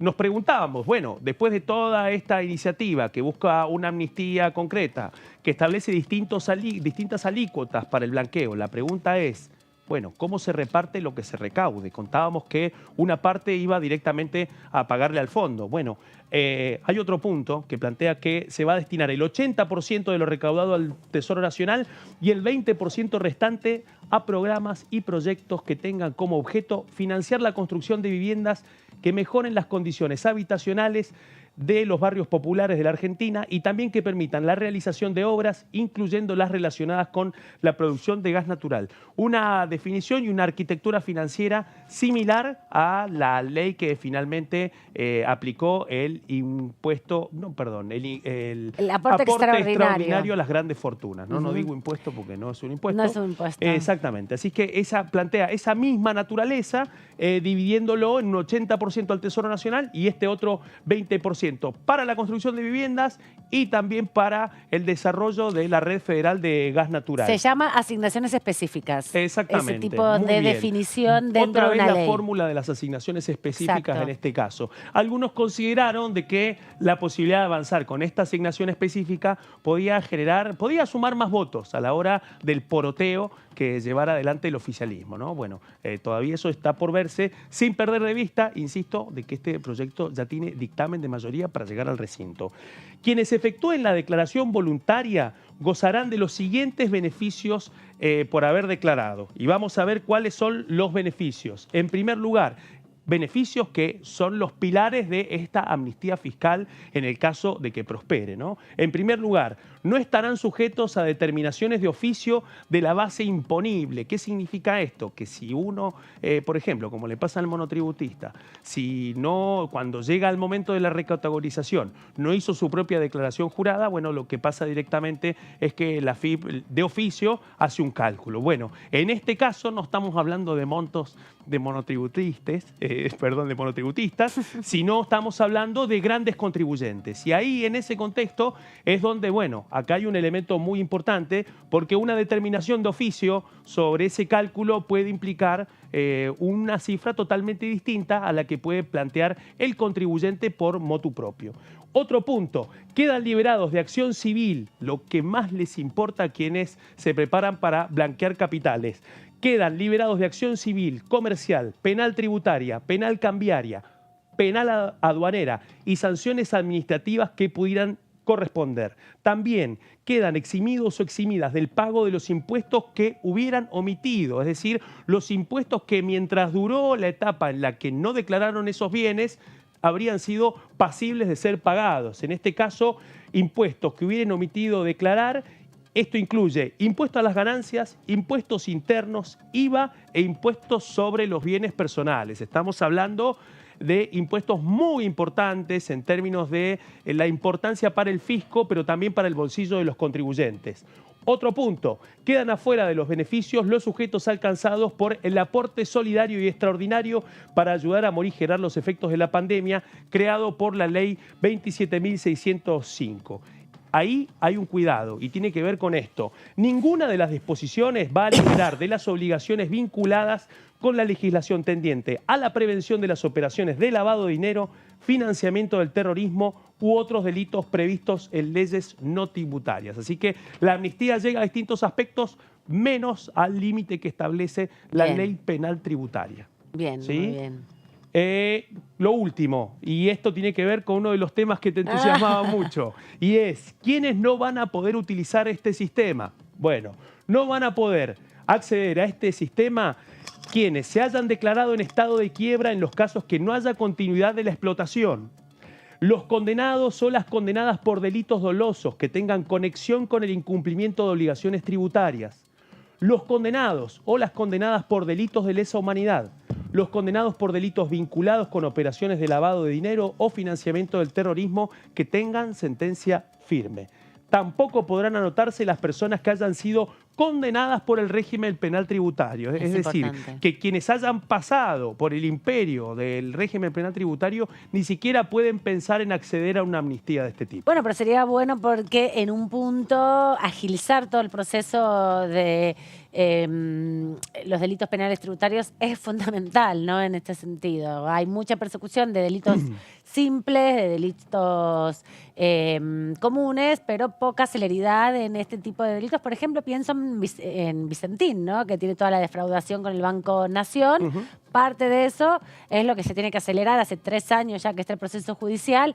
Esperemos que haya también un foco puesto mucho más preciso por parte de la política para mejorar las condiciones de este tipo de persecución, ¿no? Porque impacta directamente en el bolsillo de todos nosotros, en definitiva. Totalmente. Y ahí hay otro punto, que por fuera de las empresas también hay otra prohibición que rige y que tiene que ver con un tema que ha sucedido, que ha tenido relevancia en estas últimas semanas y que está directamente vinculado al blanqueo anterior, que fue impulsado por el entonces presidente Mauricio Macri, en un blanqueo que al final, en un cambio de las disposiciones que llevó adelante el Poder Ejecutivo, le permitió al entonces presidente que sus familiares pudieran acceder al blanqueo, ¿no? Su madre y su hermano, nada más y nada menos. Cuestión que además ahora empieza a revertirse a partir de una decisión de carácter judicial, decisión de carácter judicial que fue impulsada por el diputado Rodolfo Tailade, presidente de la Comisión de Justicia, así que en ese contexto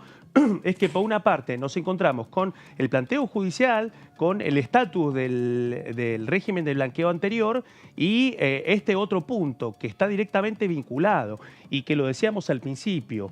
La prohibición, finalmente, se extiende también para quienes hayan desempeñado las funciones, atención, de presidente o presidenta y vicepresidente o vicepresidenta de la Nación, también de gobernador, vice, alcalde porteño, senador, diputado, concejal, parlamentario del Mercosur y magistrado del Poder Judicial, también del Ministerio Público, de la Defensoría del Pueblo de la Nación.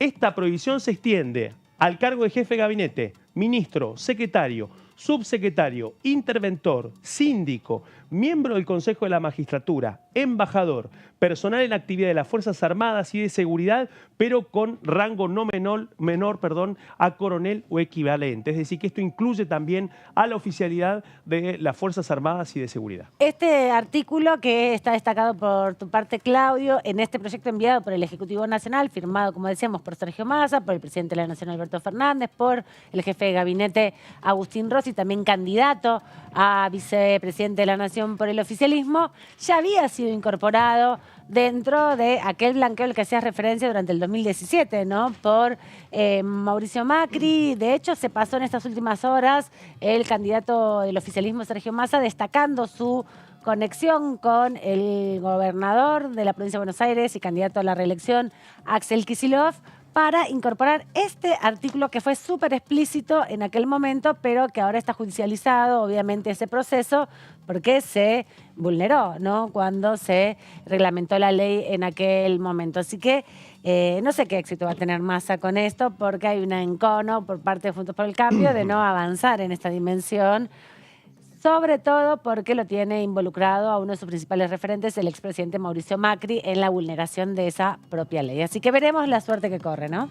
Sí, hay que ver, hay que esperar a que pasen las elecciones para ver también cómo se acomoda todo y hasta dónde se puede avanzar con una iniciativa de estas características. Bueno, los veo la semana que viene, ustedes no, el jueves y el viernes Bueno, a ustedes. el viernes. Sí, con veda electoral ya con Gaby, con Claudia vamos a poder seguir hablando un poco de la campaña. Totalmente. El último tramo, ustedes los dejamos con más información aquí en Diputados TV. Que estén bien, chau.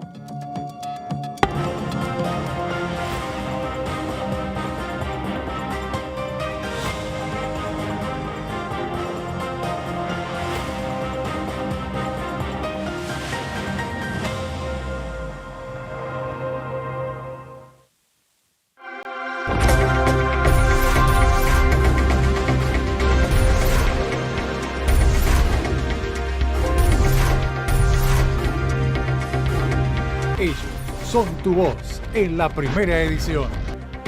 DTV, el periodismo en el Congreso.